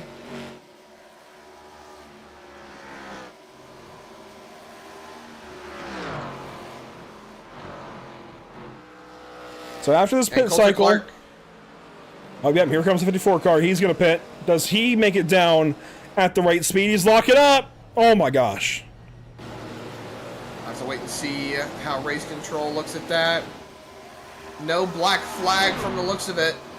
Still in it. Carl Pooler is into his box as well. Clark, Perkins, Pooler all in. Zachary Hall, first driver on the racetrack after stops. Johnny Wood Jr. is running him down though. We have ourselves a fight for the prospective lead. And after this pit cycle, we'll do our nominations for driver of the day. We are in the final stages of this one. As Coulter Clark leaves the pit lane, the field will go by on his outside. There they went.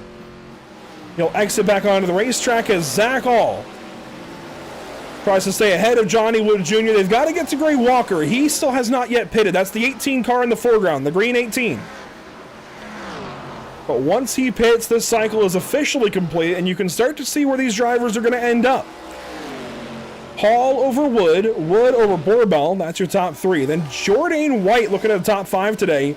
Kyle Klink, Adam Buzzio, Rusty Rafferty, Scott Fritz, even Coulter Clark in the top 10 if this thing cycles out this way, Zach. But here we go. Just over 20 to go. Our top 2 are starting to get close. Let's get these driver of the day nominations out of the way. Zach, who you got for your first pick? First pick up, Stephen Borbell. Spun early on, had some incidents that he had to miss, brought it back up, doing a great job of keeping himself in the mix, and you know, you love to see it. You love to see this guy working back through it. Obviously, he won last week, so he's still coming off the high of that, but I think Borbell's been doing a really good stand-up job trying to keep this car in the mix. Second pick of the day, gotta give it to Jordan White right in front of him. He has been doing an amazing job jumping over to a new team with Spirit Racing.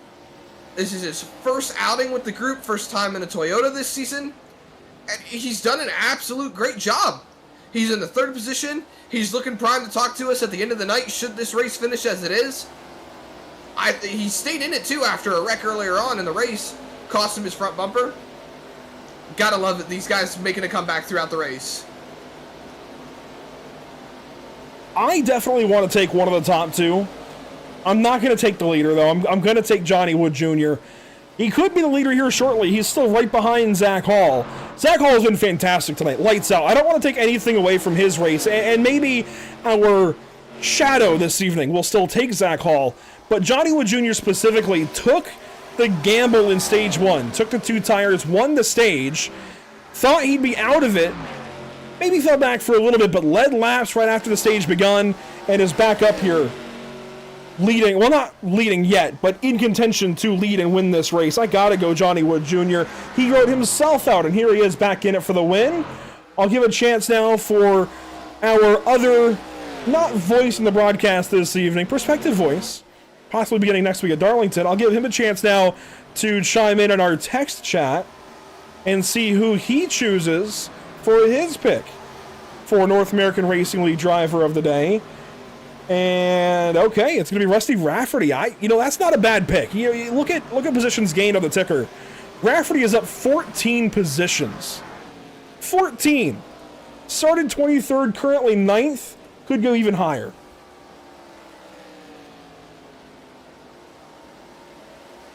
I don't dislike the pick. It's been a great day for that for Rusty Rafferty. We don't usually see him towards the front of the field, so it's really great to see that 34 car running up towards the front. I love the pick. I think it's a great pick. That's definitely thinking outside the box here as Carl Pooler shoves some dirty air onto the nose there of Zach Hall. That's going to bunch this top two up, and there we go. A little over 15 laps to go. We will run this vote to the end of the interviews tonight for your top three. So get your North American Racing League Driver of the Day vote in quick. Pooler in front of the leaders. He's holding them back. He wants to stay on the lead lap.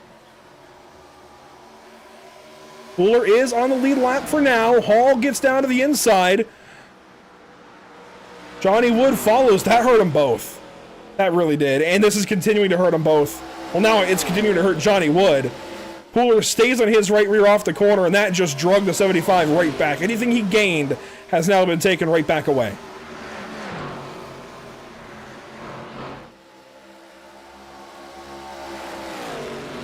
Battle for third.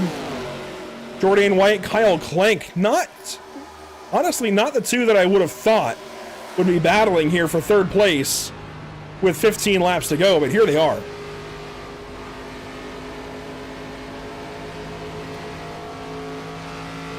Just searching back to the chase standings, Andrew.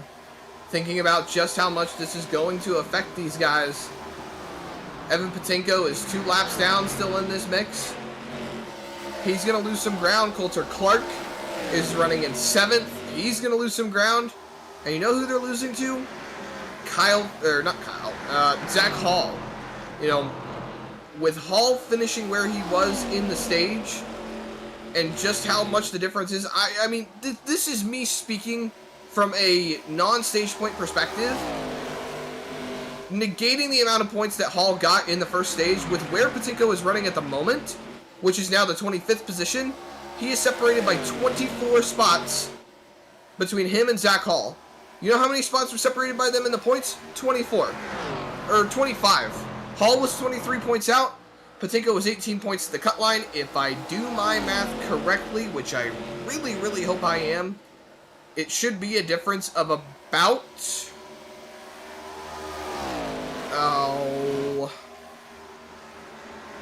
should be a difference of about 25 points. Well, while you work on those numbers, I will say the only driver around that cut line that I feel like can really be happy with this tonight, that isn't Zach Hall, who's of course maybe about to win this race, is going to be Coulter Clark. Coulter runs back in the 7th position, and I don't know that he got too many stage points. I think he might have got a couple, but he's come back around here in stage number 2 and is up in the front.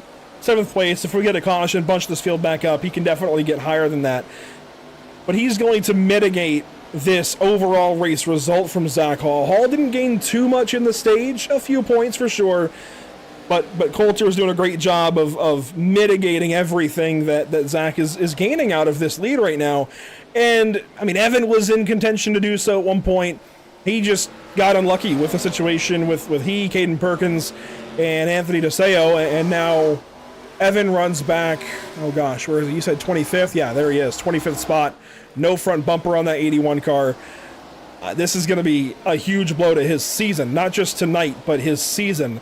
This could take him completely out of the top 12 and have him on the outside looking in. And I think even Richard Wolsifer, with his pit penalty we saw, it's going to be a disastrous night for him. It's going to put him right around the cut line now.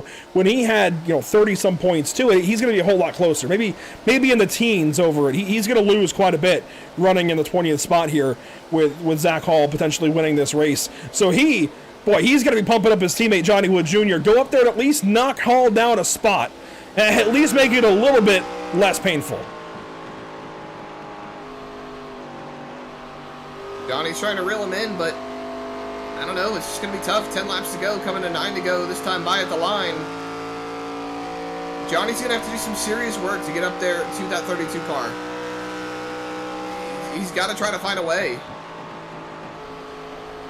A couple wins already on the season. Hall looking to make it 2 and lock himself into the chase with a few good races over the next couple. I will say Jordan White has also got to be in the company of drivers that is going to be happy with tonight's run. Jordan, running 4th currently, enters tonight in the 16th spot in the standings. just about tied with Zach Hall, so pretty much the same entry point coming in. I don't recall Jourdain getting any stage points earlier, but he's still up here gaining a bunch for his result points if this holds.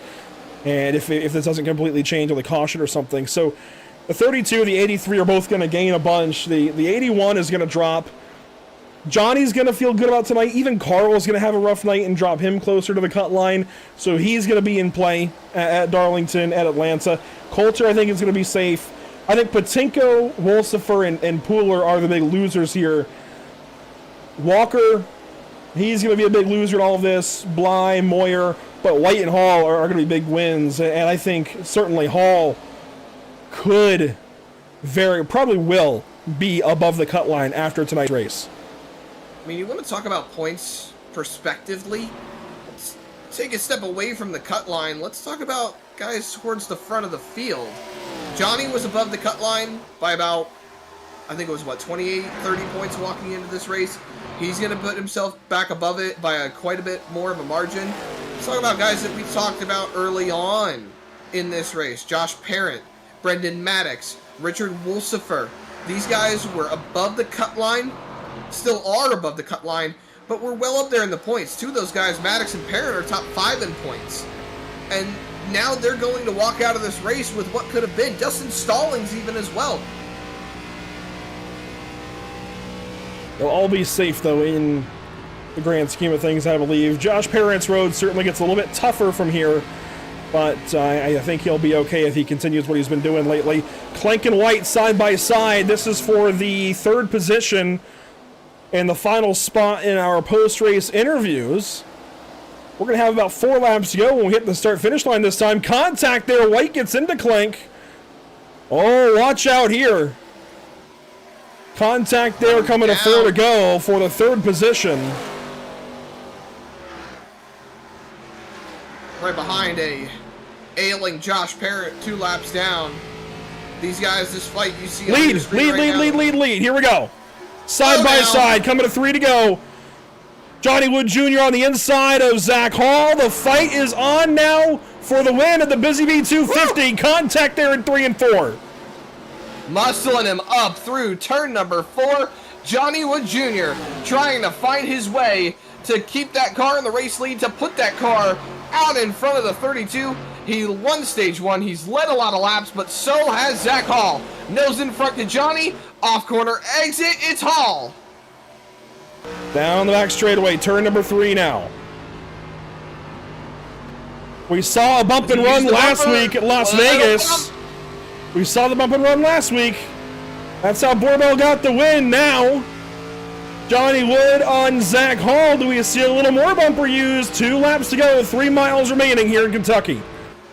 Popsicle sticks in the air for the 75 and the 32. Diving it down into the corner. Johnny's trying his hardest to get there. Big run up off of 2. Does he use the bumper like he did last time by? Into 3. Sends it down, paints that yellow line. He's going to have a decent exit, but Hall is going to have a great run up on the top side. It's going to be white flag in the air, presented by Whiplash Sim Cams. We are one more time around here at Kentucky. Do we see a photo finish like we saw on the stage? Johnny sends it down to the bottom, backs the air on the nose, slides up the racetrack. That might be it for the 75. They've got Josh Parent right behind. Last attempt now from the 75. He dives in, just gets to the back bumper of Zach Hall. But for the second time in season number 5 of the BRB Sundance Pro Series, Zachary Hall is a race winner tonight. It comes at Kentucky.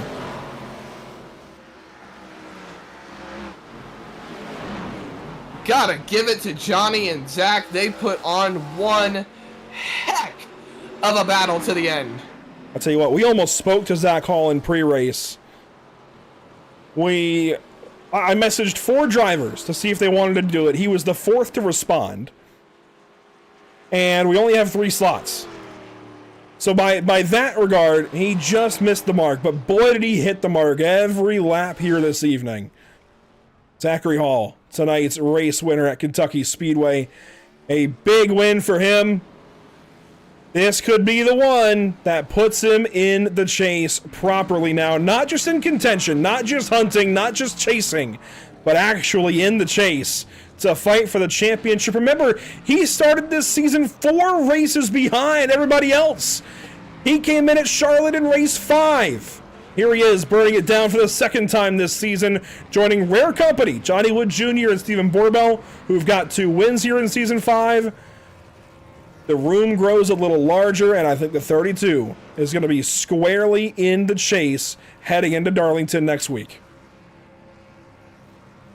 The chase outlook is just shaping up ever so much more. And with Hall winning this race, I think the focus shifts to the cut line. You've got to think about Evan Patinko, Coulter Clark, Gray Walker. Those 3 cars, those 3 drivers on the cut now, and it's just becomes that much harder with Zach Hall pulling away with a victory. Let's take a look at our unofficial race results here this evening. Zachary Hall with the win. Look at all those laps led, 71 of them this evening. Yeah, I think it's fair to say he and Johnny definitely were the 2 best here tonight. And it's interesting. I've said a lot this season. We have a lot of crazy races at the beginning, and then a lot of speedways here in the middle. And a decent mix in the chase. These speedways easily favor these 2 drivers at the top of the field tonight. Zachary Hall, Johnny Wood Jr. I'd say Josh Parent's in that company as well. Even Stephen Borbell so far. Maddox and Stallings, when they don't have everything go wrong, are certainly good too. But I think Hall and Wood are the best 2 on speedways at the moment, and they showed it here tonight. Zachary Hall wins the Busy Bee 250 by CC's Business. Johnny Wood Jr. second place. Jordan White, how about a top 3 there for the Jamaican sensation? 3/100ths of a second. We were gawking over the finish for the win. Boy, it was a close one for third as well. Kyle Clank has to settle for 4th. Adam Buzzio, another top 5 this season. Coulter Clark, a top 10 here. 6th place for him. He grabbed an extra spot or 2 there at the end. Caden Perkins, 7th. Stephen Borbell, another top 10 and 8th. Scott Fritz comes back to 9th after his little trip around with help from Rusty Rafferty, who finishes 10th. Outside the top 10, you'll find a lot of could've, should've, would've necessarily. Cody Dorsey in 11th position. He was running inside the top 10 for a little while. Ends up in the 11th spot. Cole Lewis right behind him after getting a tap on pit entry from what was Robert Moyer Jr., if I'm not mistaken. Anthony Teseo recovers to a 13th place finish with William Maple Jr. 14th on the night. Dakota Bly ends up 15th in that number 8 car with the double 8, 88 Tim Henderson, 16th right behind him. Jamie Plord ends up 17th on the night with Jason Bottoms, one driver that we rarely talked about tonight, ends up in the 18th position, a top 20 finish, and on the lead lap for the Jason Bottoms fan club. Richard Wolsifer ends up the first car 1 lap down, not able to recover from his speeding penalty, with Gray Walker also going 1 lap down at the end as well. That's your 19th and 20th place position cars, with more drivers, struggling drivers, as we roll outside the top 20. And back in 21st position this evening on the results sheet, Carl Pooler, 1 lap down. Brett Maddox, 1 lap down. Josh Parent, 2 laps down. Robert Moyer Jr., 2 laps down. Evan Patinko, 2 laps down. Sam Dyer, Dustin Stallings in the back of the field this evening. A lot of heartbreak here. I mean, Maddox and Parent each with speeding penalties. I'm not sure exactly what happened to Pooler. I think he just got damaged early, got the caution caused early, and just never really came back from it. But we saw what happened to Patinko with that contact with Perkins and Teseo. On down to the post-race show this evening, though, and that's going to be led off, of course, by a big-time race win for Zach Hall. Zach, we messaged 4 drivers today about joining for a pre-race interview. You were the last one to respond there, but boy, you're the first one here tonight to give the checkered flag. And I guess I had a good read on something. It seems like these speedways certainly suit your fancy, though. What about Kentucky here tonight just worked for you?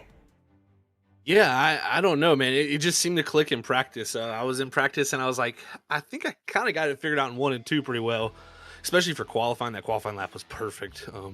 But 3 and 4, I still was trying to figure out, and I got better, I think, throughout the night. But you know, it's really that corner is really the make or break corner of the track. And of course, with the dirty air, like, you gotta have clean air. So all night long, I was just like, get to the front, like, as fast as I could. Anytime I lost track position, I was just like, try to get back to the front, because that first run, it just the experience, the clean air pretty much the whole time. I knew how valuable it was, and yeah, it really seemed to work out. Definitely pulling the 2-tire strategy, I think, ended up being the right call because Johnny did it too. So, and we were out about a second and a half on everybody else. So I think that was the right call, but I definitely made it a little bit harder on myself there at the end than I wanted.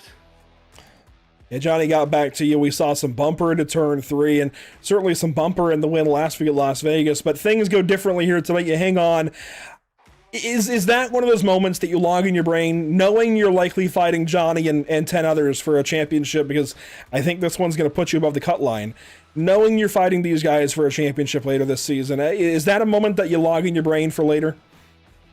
Not really. He played really fair. I got to give him credit because, like, he could have been a lot worse with me. And I kind of really understand, like, in iRacing too, like, how if I'm on that break there in 3 and 4 and he hits me, it kind of just pops him off the back bumper of me and shoves him up the track. So I kind of knew that was coming. As long as he didn't, just straight drive through me, I was pretty confident I could keep, going straight and kind of kill his momentum at the same time, even if he hit me. So I had that in the back of my mind, but I've raced him a few times already this season, and he's been super clean with me and never really, like, he's raced hard, and I want people to do that, and he's never really stepped over his boundaries. So I've kind of felt with him I could race like that, and I definitely leaned on him a little bit too. I felt like I wanted to. I didn't give him any favors there. I made sure I was like, I have to put it on his door. If I don't put it on his door here, it's all over with if he clears down in the 3. So I knew that was my only opportunity. So I think it was pretty fair from him to drive in there and give me a little bit of a love tap there a few times.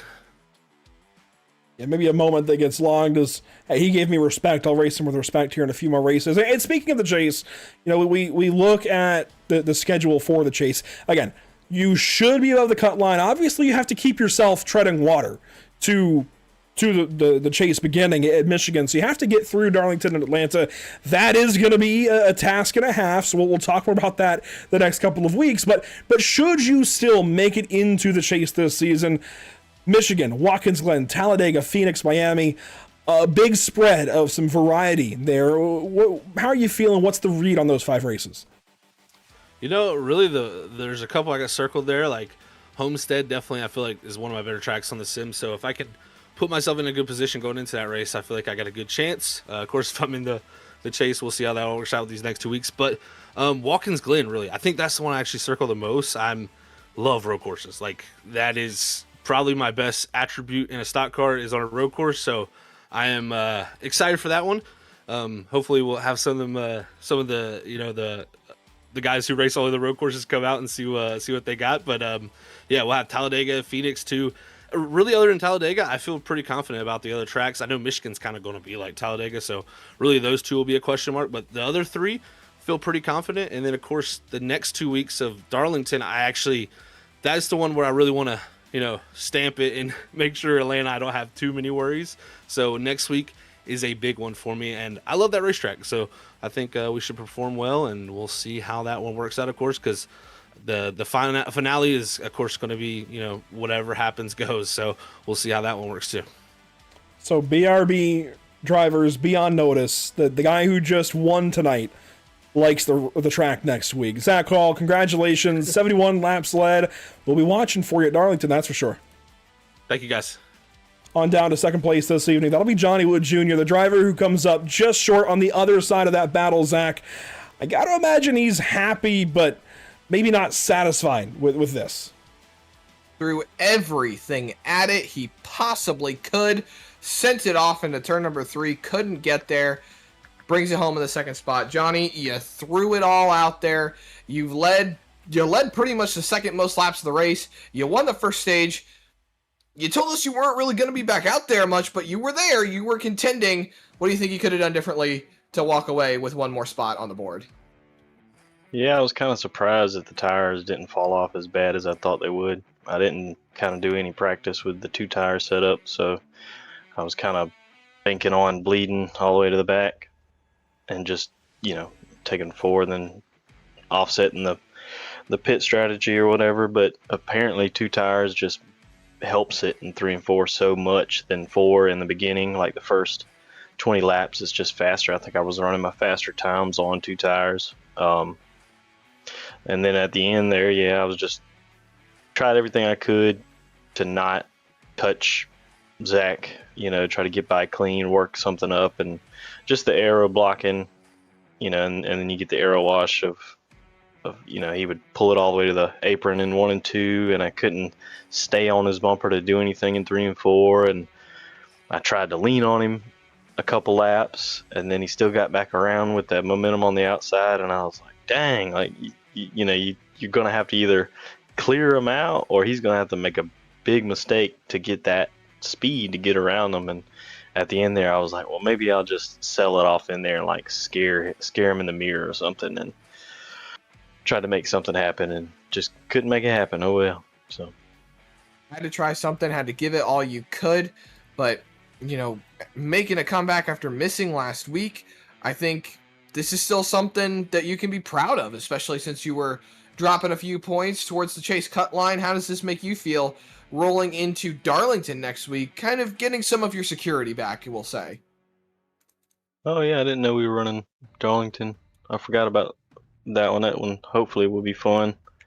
I did like it in the next gen. Shifting into 1 and then shifting into 3 was just the sequence, and the pattern was fun. Tire saving was everything. Hopefully we keep up with this no caution fest racing, and watch these things pan out and play and race pretty good. So hopefully that'll carry over to Darlington, which I think Darlington was relatively caution free, because the way iRacing registers the yellows, it's like they're not on the track surface. Most people spin off of 4 and then go to the apron, and I don't think iRacing will register those yellows. So hopefully it'll stay not caution fest. Absolutely, but you did an absolute stand-up job tonight. We're looking forward to see what you can do next week at Darlington. Keep your wits about you, man. You did a great job tonight. Oh yeah, man. Appreciate it. Shout out to Richard for all the paints. I don't think I say that enough, but he paints everything I ride, and then they turn out pretty slick. Absolutely. Johnny Wood Jr. wrapping it up tonight here at Kentucky with a second place finish, and we've got third place on the night, Andrew, standing by. That's going to be the Jamaican sensation, Jourdain White. Choo choo, the Jourdain train is in the station. Third place this evening. That's a big, big result for you. And this is going to put you right back in the mix. 2 races to go to the chase. How important was this result for you tonight, Jourdain? It was very important, Andrew. I mean, right now, especially when it gets to the end of the regular season, less drivers show up, that's less points, and every point kind of matters here. I did rough up the 31 a little bit. I talked to him afterwards. We're all good. If he wants to use the bumper on me, that's fine. He gets that right from how I kind of raced him, but you need every point right now. I would never wreck the 31 or anyone in this league. So race hard, but race clean. Yeah, we saw the moment, a handful of laps to go. You just kind of off of turn 4 got into his door, and that seems like that's gone around a good bit this season. Have you been on the receiving end that you can recall? I mean, it feels like everybody has at some point or another. Yeah, I have been on the receiving end of a couple door bangs, but I mean, it's all good. Rubbing's racing. As long as they don't wreck my race car, I don't really care what they do. So, yeah, that's just it for me, my opinion. And of course, this kicks off a new string of races for you in your 10th start year in BRB, now racing with Spirit Racing. How'd that go in race? I mean, it was absolutely beautiful. One of my biggest things or biggest sells of the season so far has been green flag pit stops. And I feel like those were executed near perfectly today. You saw like under green. After that whole thing with Dustin, under green, made our way forward and just capitalized on positions and drove our way to a P3 finish, which was amazing. And I think the alliance with Maverick Motorsports, as well as Mason Hossman, and all the tips, Dustin Stallings, all the tips him and Brendan have given me. I appreciate all of it, and I hope it carries on for the rest of the season like this. Big win for you here. They're not big win. I mean, it's kind of like a win, right? Big win to, get third place, and it's going to be a bunch of points for you. It's near that win though. Third place, still chasing that win. Maybe it comes for you within these next 10 starts. Congratulations, Jordan. Good to talk to you as always. Best of luck at Darlington next week. Yep. Thank you, Andrew. Have a great rest of your night. You too, Zach Murdas, as well. That's Jordan White with a solid finish here at the Kentucky Speedway. And looking back at the schedule the rest of the way, boy, Darlington and Atlanta, I never thought it would come down so closely in some of these cases to these two races. I guess I should have, right? I mean, it's how it goes. But man, I would not want to be anywhere near the cut line right now, Zach. Darlington, Atlanta, anything can happen at these two. And me as a driver, I do love Darlington. Something about it, it plays into being a driver's track, of course, and is enjoyable in that way. But Atlanta, you're never in less control than you are at Atlanta with its current configuration as Echo Park Speedway. It's going to turn into a mess real quick, real fast. We'll have to wait and see just how much it really descends into chaos. But I don't know, man. I think as we roll into those last few races before the chase, things are just going to get crazy. And they're going to get hair-raising. And I'm honestly looking forward to it. It's going to be an interesting couple of weeks here to the chase. The rest of January left to go for these drivers to cement themselves. And, we can go back quickly and just look at how the points were coming in. Let's remember, Carl had a bad race. Richard had a bad race. Evan Patinko had a bad race. Johnny Wood Jr. finished second. Coulter Clark finished top 10. Ray Walker, not a great day. Dakota Bly, not a great day. Robert Moyer, not a great day. Jordan White, fantastic day along with Zach Hall. And those are the drivers we're watching. From Richard down through, I would say Henderson. Where did he finish?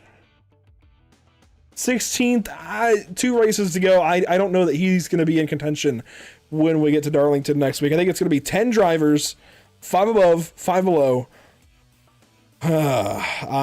This is going to be interesting going to these next couple of races. And for that matter, we can take a look at what's upcoming for us here at Pit Stop TV. And you see Darlington listed as the 3rd upcoming broadcast on this graphic now. We've got the doubleheader this week at Red Bull Ring and a mystery track for the North American Racing League and the Sarah Pierce Fleet Service Super Series. This week for the North American Racing League, it'll be the AM drivers hitting the racetrack as opposed to the pro drivers last week. Otherwise, it's still GT3 and it's still Austria or the Red Bull Ring. It's going to be a lot of fun on Thursday evening, but then we hand things over to the Super Lates later that night with a mystery track yet to be revealed. We'll find out when the session opens exactly where we're going. Thursday evening, January the 15th, and then next week, Zach, just the one lone broadcast next week. We're heading to Darlington. Oh boy. Oh baby. I am pumped, to say the least.